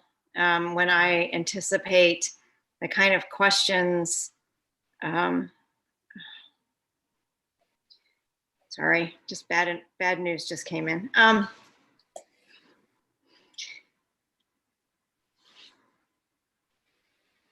I'm gonna need to know the traffic impacts to the neighborhood for each of these scenarios, as well as the highway. I'm gonna need more information on the highway cross-section because that hasn't been resolved or discussed much. We have had issues come up during these conversations, and the traffic flow on the highway is the traffic flow on the lid. I'm gonna need more information about how a narrower road section would impact the constructability as well as the traffic flow on the main line and the lid. I'm going to need more information on whether 5 stories is actually economically viable, or if it needs to be slightly higher, and what that does to the cost of the project. And I think we're going to need more information on how to make sure that transit is given priority treatment through this area and not seeing delays, as well as any impacts to access to transit. So that's just some of the information I know our council is going to want to be able to ask and get answers to. I think how we get to the governance of the lid, to me, is a conversation about the creation of place and kind of a great next step question, but maximizing, how do we maximize the programmable space and the opportunity on that space are going to be key to the Metro Council's decision. Thanks. So I guess the only thing I would ask either Kate or Charles to speak to is what will we be providing, based on the things that President Peterson said she will need. I think that we should try and address all her requests, and I agree. I think we should be able to answer most of those questions in our final report, and we already have started to answer some of them. On the issue of the cross section, that is something that we've been directed by ODOT to basically not change. So we're assuming the full 12 shoulders on each side, the full width of the highway as proposed at I-5. So we haven't really proposed any change to that in our designs. Okay, so we will be working to, that's all going to be available in our final report in the next couple of weeks. Who would like to speak? Jana, how about you? What do you need, in order to, as a member of ESC, from us to really deliberate this in a few weeks? I would like to understand the project cost equation a bit better. The numbers that came up on the screen today, I don't know if those were just costs for the cover, for building the cover, or whether it includes the entire project cost for that region. And obviously we've had a lot of discussion about what you'll build on the cover. And I know that different building requirements will require a different approach to how you build the cover, which would increase costs. And I'd like to know who's responsible. Is ODOT responsible for all of the cost or what portion of the cost? And as a major payer of the system, I'm curious to know. I need more detail around that. I also want to understand more about your delay from the various options. We are anxious to get moving forward on this project. And so if your different options are going to take an additional 6 to 18 months, I'm less interested in them. So I'd like to understand that a little bit better. And then I think as you were showing the chart with some of the ramp changes, I'm curious to know, and obviously I'm not a civil engineer, so I don't know the answer to this, but I want to make sure that whatever you're doing is amenable to heavy truck traffic, so that, whether it's the length of the ramp, the grade, that it will accommodate commercial traffic in that region. So those are just some of the things that haven't been mentioned I'm curious about. Thank you for your feedback. How about I'm going to try to run through people so that we do have a live poll that we want to engage you in. So I want to run through the folks. We will be providing information to your questions, Jenna. So I think all of that is within our technical scope to provide. So it would be addressed there. So Gina, if I could just, I know probably one of Jana's it was her last question. I think, I want to just address that right away. In terms of accommodating truck traffic and the turning radiuses and making sure that the designs could accommodate that. We absolutely have looked at that. Our design accommodates all the same trucks as the 20% design that ODOT is looking at. So yeah, I just wanted to confirm that right away. Your other questions, we will also, the delay question, I think I've kind of answered that. What are the technical studies that would be needed that would maybe cause a delay, the 16, 18 months delay. Project costs, it does include more than just the cover. The cover itself is in the $250,000 to $300 million range. The balance is everything else. But we will have that itemized in our cost estimate report for you. Thank you. All right, I would like to go to Dr. Amato. Hello, thank you guys. A lot of the things that have been mentioned or some of my, I'm sorry, I thought my camera was on, have already been mentioned. And as far as like traffic flow on the lid, and really for me to make an informed decision, the economics of the overall project. And I know that's been mentioned before, but for me, that's probably one of the things that'll or the main thing that'll help me make an informed decision moving forward. Thank you, Dr. Amato. Thank you. Dr. Amato, before we move on, can you elaborate just a little bit on what you mean by the economics of the overall project, just so that we provide the response you're looking for?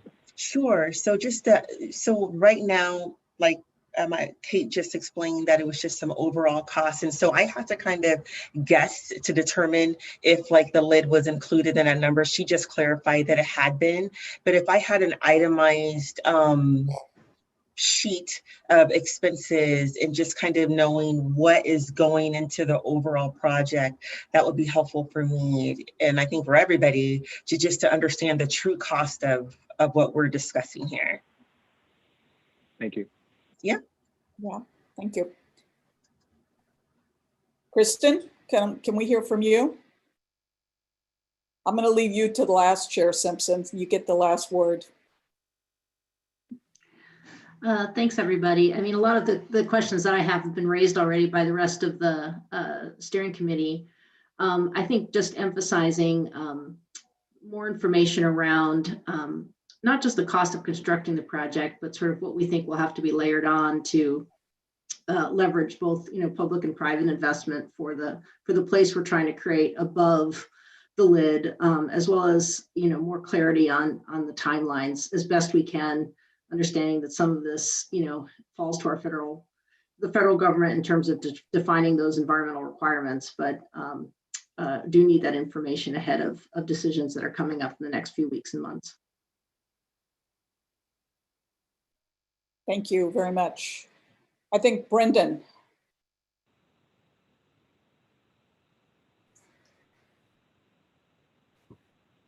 I was double muted. Sorry, I should know better by now. I think my former colleague Kristen kind of captured what I was thinking.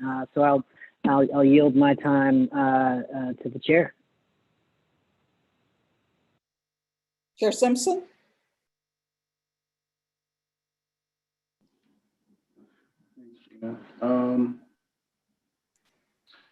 I think Ebony probably hit it right on the head. It's going to be really hard to understand what we're getting and what we're buying and what we're investing in. Really, if we don't really know the numbers. We can't hear you very well, Chair. Can you? I'm turning my volume up. Thank you. We want to hear you. As I've kind of over and over have articulated in different ways and different iterations, I was saying that I agree with Ebony on this. This is it's really a numbers game.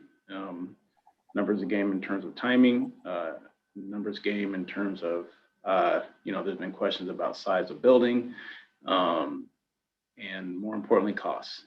I see that the numbers that you guys had in there, that was really helpful. But I don't know, and I would need some clarity whether or not if that accounts for within the 16 to 18 month delay, the delay costs that have been outlined in the cost of complete report, which I believe at the base of a project delay was like 250 million. So I was wondering, was that accounted for in those numbers as a result of a delay? But I know from our initial iterations, the delay meant, moving into more than likely an EIS process. I'm not sure whether or not if these fall into that process or not. There hasn't been much clarity around that. So there definitely needs to be a lot more information put on the table, I think, for the rest of the members to fully understand. But when I think about those numbers, if they haven't been added, it leads me to believe if those numbers aren't added yet and we put them on top of the numbers that have been identified, what that would actually lead to in terms of cost per foot, and then what that would essentially cost the taxpayer outside of what's already been engineered, I guess, on top of the cap. Outside of the cap is a way different conversation, obviously, but on top of the cap, because this is all engineering of what it can sustain, what are going to be those cost implications? And I think that's going to be the thing that I'm most interested in, and want to make sure that people have a very clear, practical, simple understanding of here's your costs, here's what you get for that cost. But it's going to be really hard to do any of this because everything else we're talking about is above the cap, above grade. So that's going to require cross coordination with other agencies, which are not at this place right now. So we're kind of in a weird position right now. And so it's hard for anybody to really give a concerted, really honest feedback to this because we don't have other stakeholders. And that's why in my initial comments, a hybrid, I think maybe diving a little deeper and maybe getting it into another step of understanding of what's the ROI, what are the trade-offs, what are the benefits, what are the cost benefits, and how do we ensure that we cover all of the needs and the suggestions and feedback that have come from not only the workshop process that you guys have done, but also more importantly, our stood up public bodies in the COAC and the HAAC. Gina, I can answer real quick, respond real quick. Thank you, Chair Simpson, for bringing up those issues.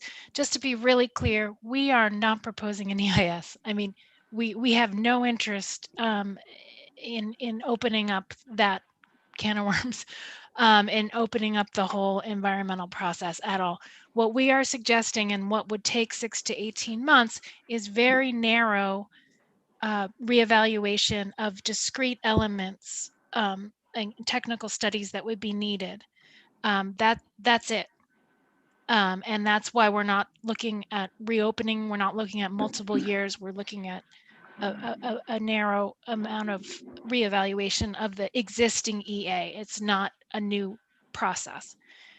And I appreciate your point about, what would be the causes for delay, because, and we've been having these conversations with ODOT because, we don't have the city at the table with the Rose Quarter Improvement Project. We don't have the major community groups on board yet. And so there's a lot of risks to the current proposed project. So we just need to be honest with each other about what are the causes for delay. And we don't see our we're taking it strictly from the time it would take to do these technical studies, not and with hopes that the major parties would come back to the table that need to permit the project. And Kate, do you have any comment about Chair Simpson's issue about the costing for the delay? I thought we had this discussion about how we. Yeah, so we are not adding any in our 6 to 18 months. We're not adding cost for that delay. But what you are saying is that there would be additional costs. What I'm saying is that I think no matter which way you're cutting it, we're looking at a delay, even with the Rose Quarter Improvement Project as currently proposed. So we don't think it's accurate to try to tack on more costs for the 6 to 18 months delay versus the baseline. Okay. For the time. It's because I think Chair, it's because there's so many unknowns, as you've already alluded to. There are still unknowns in the process, and so it's impossible to say with certainty how long any of these options are going to take. We do know that there's more process that would be involved with a couple of the with the more complex scenarios, but essentially, we don't really know how long the process is going to take if ICA had done no work. I know ODOT has a schedule, but that schedule is based on a set of assumptions, some of those that are not actually operative right now. And so like having the city back at the table. And so until all of that is resolved, there's a potential for additional delays, no matter what scenario you choose. So, well, not necessarily, but I get your point, because at this point, we have folks that have chose to not be at this table. So we probably could have saved ourselves several months had they been at the table, I would assume, or years. So that is for the record. Do we have I missed anybody? Gina, this is Steve Witter at TriMet. Oh, yep, Steve, I apologize. I thought I had caught you in the net, but I guess not. Please. Well, it depends on what your question is. And your question, do I have enough information? I think yes. I've made my point a couple of times. I need qualitative analysis of the impacts to transit in these scenarios. I want that information to my technical team before this, the more of these public meetings, and my team needs time to validate the qualitative analysis. If you ask me right now, options 4 and 5 are a negative impact on transit, and therefore, come with a very high level of skepticism by me as I'm representing the transit interest here. So that's what I need moving forward. Thank you. Thank you for your feedback. Any other comments from members that or additional feedback for us about what you're going to need moving forward? Our hope is that we will be able to set up individual meetings with each of you prior to June 28th, so that we've got some of the things that each of you are concerned about, and that we can make sure that we come back around and are able to provide you with some of the information you've asked for today, and then answer any additional questions, so you'll feel prepared to weigh in when the group comes back to deliberate at the end of June. So are there any other questions or comments from the group to our team?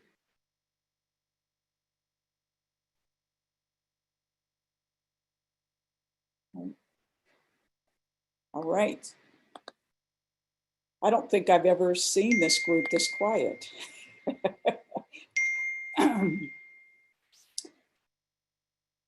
I think what we'd like to do is we would like to pull up we do have a live poll. And what I would say to each of you about this poll is you're not choosing. Obviously, you're going to make choices. It's really to get us. Bryson has his hand up. Okay. Sorry to interrupt you. Yeah, no problem. I didn't see it. And so does President Peterson. Bryson, go ahead. Yeah, so sorry, Gina. I was No trying problem. to decide when this would be and this seemed like it's probably going to be the best time to address, since we were just talking about the delay discussion. And I think there's been some talk about the city not being at the table, and the reasons that the city left, and then the potential for impact that the city not being at the table could cause, and that the city not being at the table is a big issue. But I think we've got several compounding issues throughout the whole history of this process, which is, from the beginning, if we would have had a project that maximized all these ideas from the beginning that ODOT had originally submitted, then we wouldn't be looking at delay right now anyway, whether or not the city's at the table. And if we're looking at projects that maximize kind of all the different components that we're looking at, then we're probably going to be looking at more likely approval from the city, and people from the city thinking, having their concern about ODOT just kind of ramming things through, be alleviated somewhat by having a project that actually provides a maximum amount of benefit. And so, I think there's a little bit less concrete delay in one area versus the other. But I think we definitely need to keep in mind that the delay in the other direction is very real. Thank you, Bryson, for that comment. Appreciate it. President Peterson, you have a comment, a question? It's a question for the ICA team. We had originally said that we were going to have an ICA oversight, basically, committee from the ESC to make sure that you were getting everything that you needed, and from ODOT specifically. And I just want to make sure that you have everything you need to finalize this work. I would hope that we could get a little bit more time in this process so that all of the questions can be answered. And it feels like there's probably a little bit more time than July. I would like to hear from Commissioner Simpson, but I would also on that. But I guess my question is, do you have the information you need to help us get to a recommendation to the OTC? Even though I'm kind of worried about whether we can actually do that in the timeline that we have. And again, trying to keep to the original construction schedule, not wanting to delay that, but I am asking on your behalf. Is there anything that we need to do to meet as an oversight committee? Because you do report to us and we have never gotten together. Unfortunately, that was never coordinated. So, well, first of all, President Peterson, we would like to bring the oversight committee together because it actually has both HAB and ESC members. So we would like to meet with each of the ESC members, and then we'd like to bring that oversight committee together, you know, before everybody's making their decisions. So within the next couple of weeks, I think the challenge that we had was getting everybody's schedules coordinated. So if we can reach out to those of you who are part of that directly and try to get a date set, we will be following up this week on that item, number one. And I'm going to let Charles answer the question about whether we have everything we need. And then we're going to go to hopefully to do our poll. I think that we have in the next week and two have more fundamental discussions with TriMet, ODOT on some remaining and lingering questions on policy. Well, not with TriMet. TriMet's more about delay and their service lines to their constituents and our community. But on the ODOT side, we have some programmatic goals to take care of that we're working on. So I think within the next week, we should have a platform to answer many of your questions. And if we can't answer them all, at least we could identify a process by which you could recommend to move forward with and further and deeper research. That might be a contingency that you carry in your recommendation. But notwithstanding that, we're hoping that you can find how you want to move forward in your recommendations, even though there may be some information that's not still missing. So I think we want to help you identify those things and put it down and make that clear in your recommendation. thank you. Okay, any other final comments or questions? I'd like to go to the live poll. So what I need to say about this is we're simply trying to get an indication of where we ought to put our time and energy in this next couple of weeks. Hey, Gina, Megan's got her hand up. Oh, I'm sorry, Megan. Thanks, Gina. And President Peterson, I just wanted to address your question around the timing. So we still are currently on track for the July meeting. That said, we've heard from the community and from this group about the need for more time. So we are looking internally with our ODOT team on how we can accommodate that to make sure we're getting it right. So I just wanted to make sure that that was addressed. Thank you, Megan. Thanks, Megan. All right, just to give you a preview, we are going to ask you about the scenarios, about just sort of where, what feels the best to you at this point in time, given the information that you have. We're going to ask you about the hybrids, whether you have a preference so that we could put more energy into any of the hybrids that you might have a preference about. And we're going to ask you about whether you agree with setting up a governance structure. So those are all live polling questions. And if somebody would give Io the control on the screen, and I think each of you should be getting an email with the code to input to get onto the live poll. So what we've done is make sure that this is not broadcast publicly so that we end up with a lot of people polling who we don't intend to have poll. This is really for the executive committee members.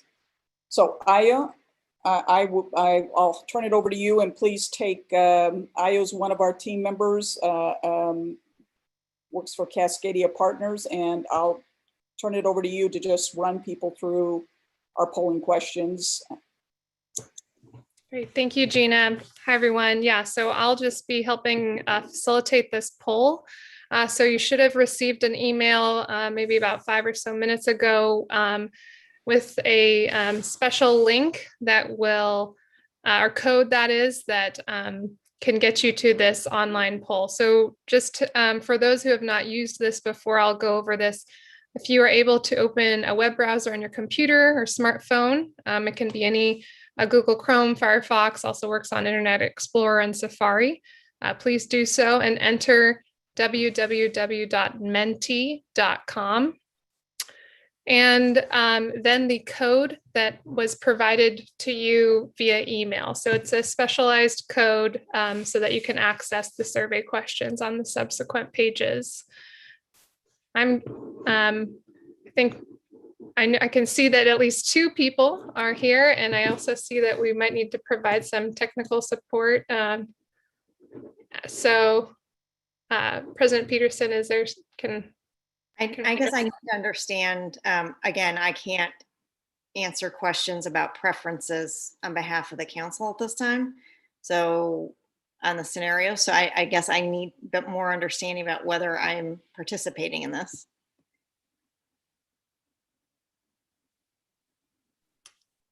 What kind of questions are we? These are questions about how well you think each of these scenarios and these hybrids actually provide community benefits. I see. Okay, thank you. Yeah.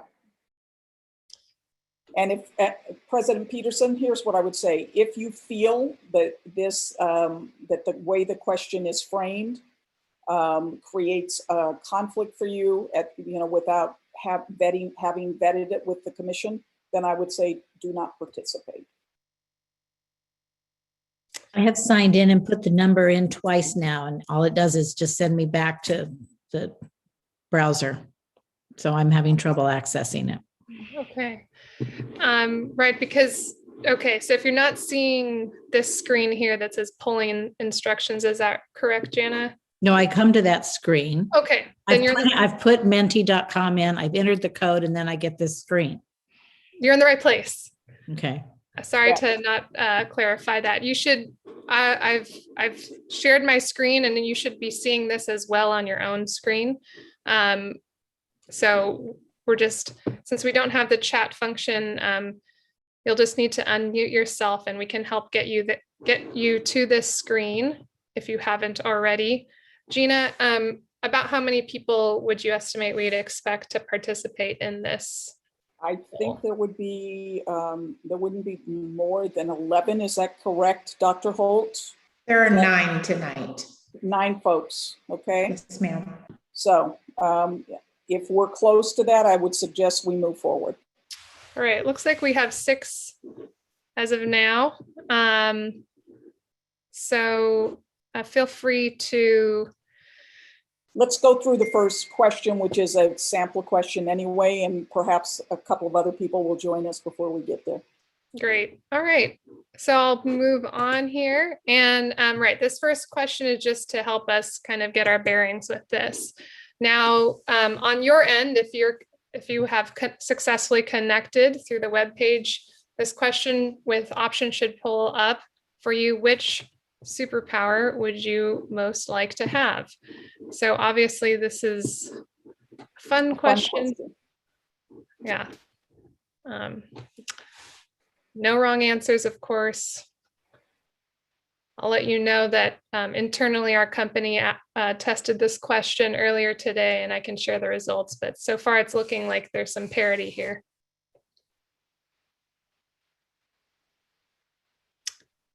Great. So we had 6 going into this question. Looks like 6 have voted.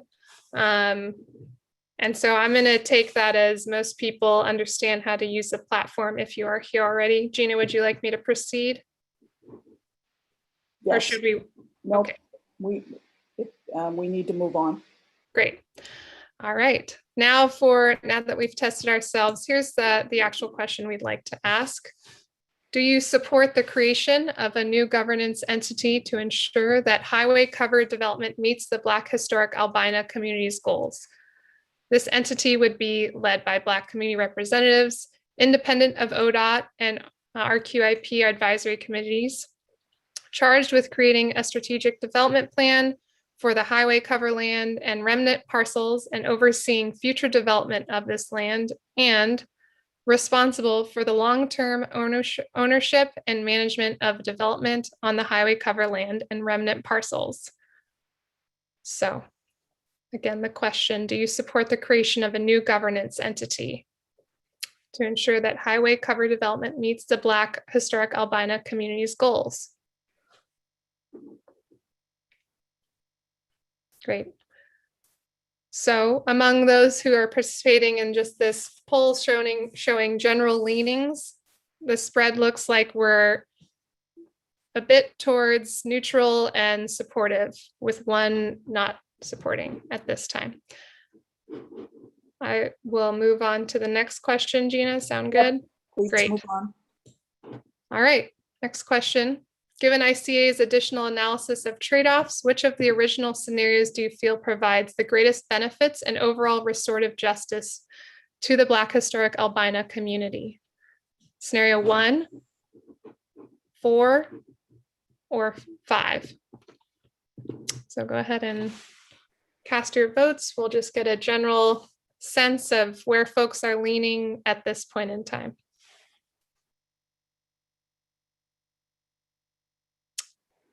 Okay.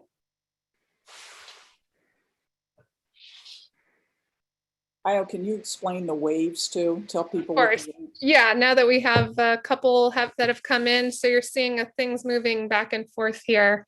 And what this is showing is that towards the left, this is showing less support, and towards the right, more support towards that particular scenario. So are you just supposed to slide the bars? Because nothing's moving for me. Yep.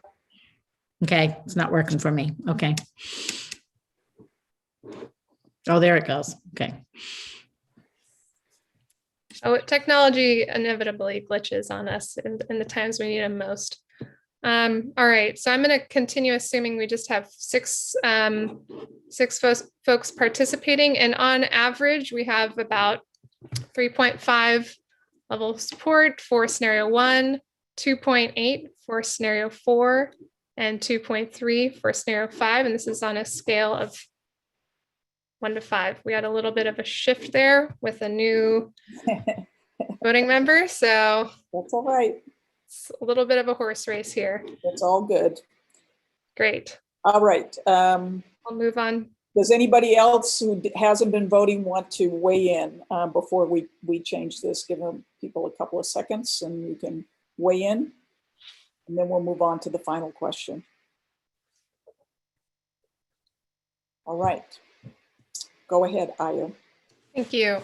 Okay, so the last question, if agreement cannot be reached on one of the original scenarios, which of the hybrid concepts do you think provides the greatest benefits and overall restorative justice to the Black Historic Albina community and should be considered as an alternative scenario for the recommendation?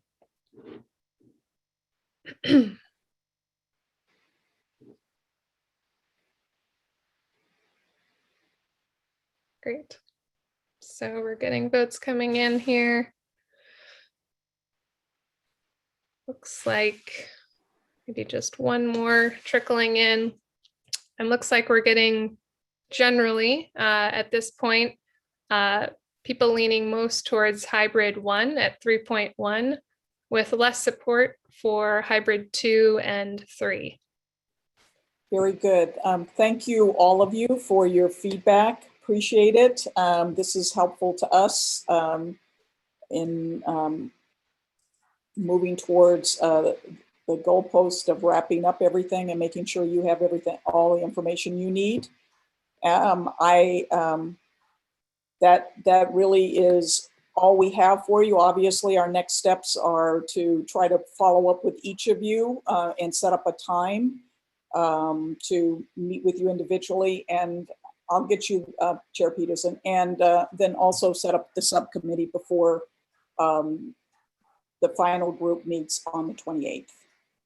So, and also to everyone, our online is live. Our online open house is live. It was live. It started on the 5th, this last Saturday. It went live and it will be open until the 14th. And hopefully you have received all of that, the links and everything from ODOT that put out put out the information on, they put out a package, an information package on that to the community. So President Peterson. Thank you, everyone. I just want to reiterate that there are a lot of folks missing today. And I think that if they had known that there was a vote coming up, that they would have participated. I did not know, right? So I could not be able to talk to my council ahead of time. So I just, for the record, this was a surprise. Fair enough. And I suppose we could have done a better job. We've been live polling all of our workshops. What we didn't get to live poll you last time on your preferences, but we ran out of time. So we tried to make sure that we include you in the process this time around. So I apologize that we didn't give you better notice. Thanks. Yeah. Thank you. Holt. Appreciate it. Thank you, ICA team, for the work today in the process. And want to say to everyone who's still engaged in this work, how much it is appreciated. I remember talking about the risk involved when we started this, and that it was risk associated with everyone who would put their hand to this plow. And we are in the midst of it and working to find ways for people to stay responsibly engaged. What's coming up next, and I'm going to go to Chair Simpson in just a moment. What's coming up next is we have the next Executive Steering Committee on the 28th that is planned. Between that time, there will be a meeting of the Historic Albina Advisory Board on the 22nd of this month. Our goal will be to combine, bring together, invite the Historic Albina Advisory Board. And thank you, President Peterson, for highlighting the necessity of making sure that everybody has accurate information as to what's going to be going on in the meeting so we can have the best participation possible. We've had some moving pieces. It's been an interesting journey, and the effort is to create the best possible scenario. Before I go to Chair Simpson, I just want to mention I had the privilege of being in Tulsa, Oklahoma over the weekend, Memorial Day weekend, for the 100th year recognition of Black Wall Street, the Tulsa Massacre. And as I walked the streets and saw the signage and was reminded of the value that was lost and the impact that happened, the generational impact, I can only think about the work that we're involved in right now. And I thought about the necessity of creating an environment that brings together the influencers, the thinkers, the investors that care about this city, and figuring out a way we can make sure that we take advantage of this time. It's work for all of us. I appreciate you being in this space. And I'm going to do all I can to challenge us to be thoughtful, responsible, and people who are considerate of the next generation. We've got to be a people of truth. We need to tell the truth. We need to say what we can do, what we cannot do, and what the impacts will be, and then be accountable and transparent in our decision making. We have to do this right and do this for others beyond ourselves. So, Chair Simpson. Thank you, Dr. Hope. Man, wish you would have given me a heads up that you're going to Tulsa. I mean, that is a very important visit. I think anybody from the Black community, or for any community for that matter, should obviously take the time and energy and investment to visit and see what actually happens when Black prosperity is at its work and at its finest, and what happens when there's not protection of that liberty. But despite all of the conversations today and the feedback and the little voting mechanism back there that we just went through, there's a lot of stuff that's happened over the past few weeks. I would say maybe over the past month. I mean, the joint meeting with the HAAC and the COAC, I think, was a good catalyst to what's kind of unraveled over the past several weeks. But it doesn't stop there. And personally, I am adamant about hearing more from those groups and those bodies. They're volunteers. They've invested a lot of time, sweat, tears, emotion to this process. And Dr. Holt, I don't know if I'm going out of bounds here, but I really feel like we need some kind of formal recommendation from those bodies out of respect for those individuals. This is a very sensitive topic. There's a lot of politics at play here. There's a lot of resources at play here. And I feel really responsible personally how things have kind of unraveled and played out. And the one thing that I think I can do to try to have some kind of remorse for how things have kind of played out as a chair of this body is to really uplift the voices of those groups and those committees. And Dr. Holt, I'm not sure what that would entail or require, but I really feel like maybe do we do another joint meeting? Do you do another separate meeting that ties back into the overall work? But I really do believe whatever the lay of the land is, we need some formal messaging from them as to what their thoughts are and what their recommendations are and what their feelings are about the process and what they think is in the best interest of the community that they live in and they serve. And I just wanted to get that on the record as we close this meeting out today, because everyone's going to have their preference and idea and thoughts about what's in the best interest of the Black community, except we haven't really heard concretely from those individuals who are really donating their time to this process. And so I want to uplift those voices, and I just need your guidance on a way to do that that is going to be helpful for us as an ESC body. Thank you, Chair. We will certainly go to work on creating the best path to accomplish that recommendation. Thanks everybody for your time tonight. I don't know if there's any other question. I appreciate again your commitment and your work. This is a lift, and it's going to take all of us to do it. Have a good night, please. Stay safe. Take care of yourselves. Bye-bye. Thanks, everybody.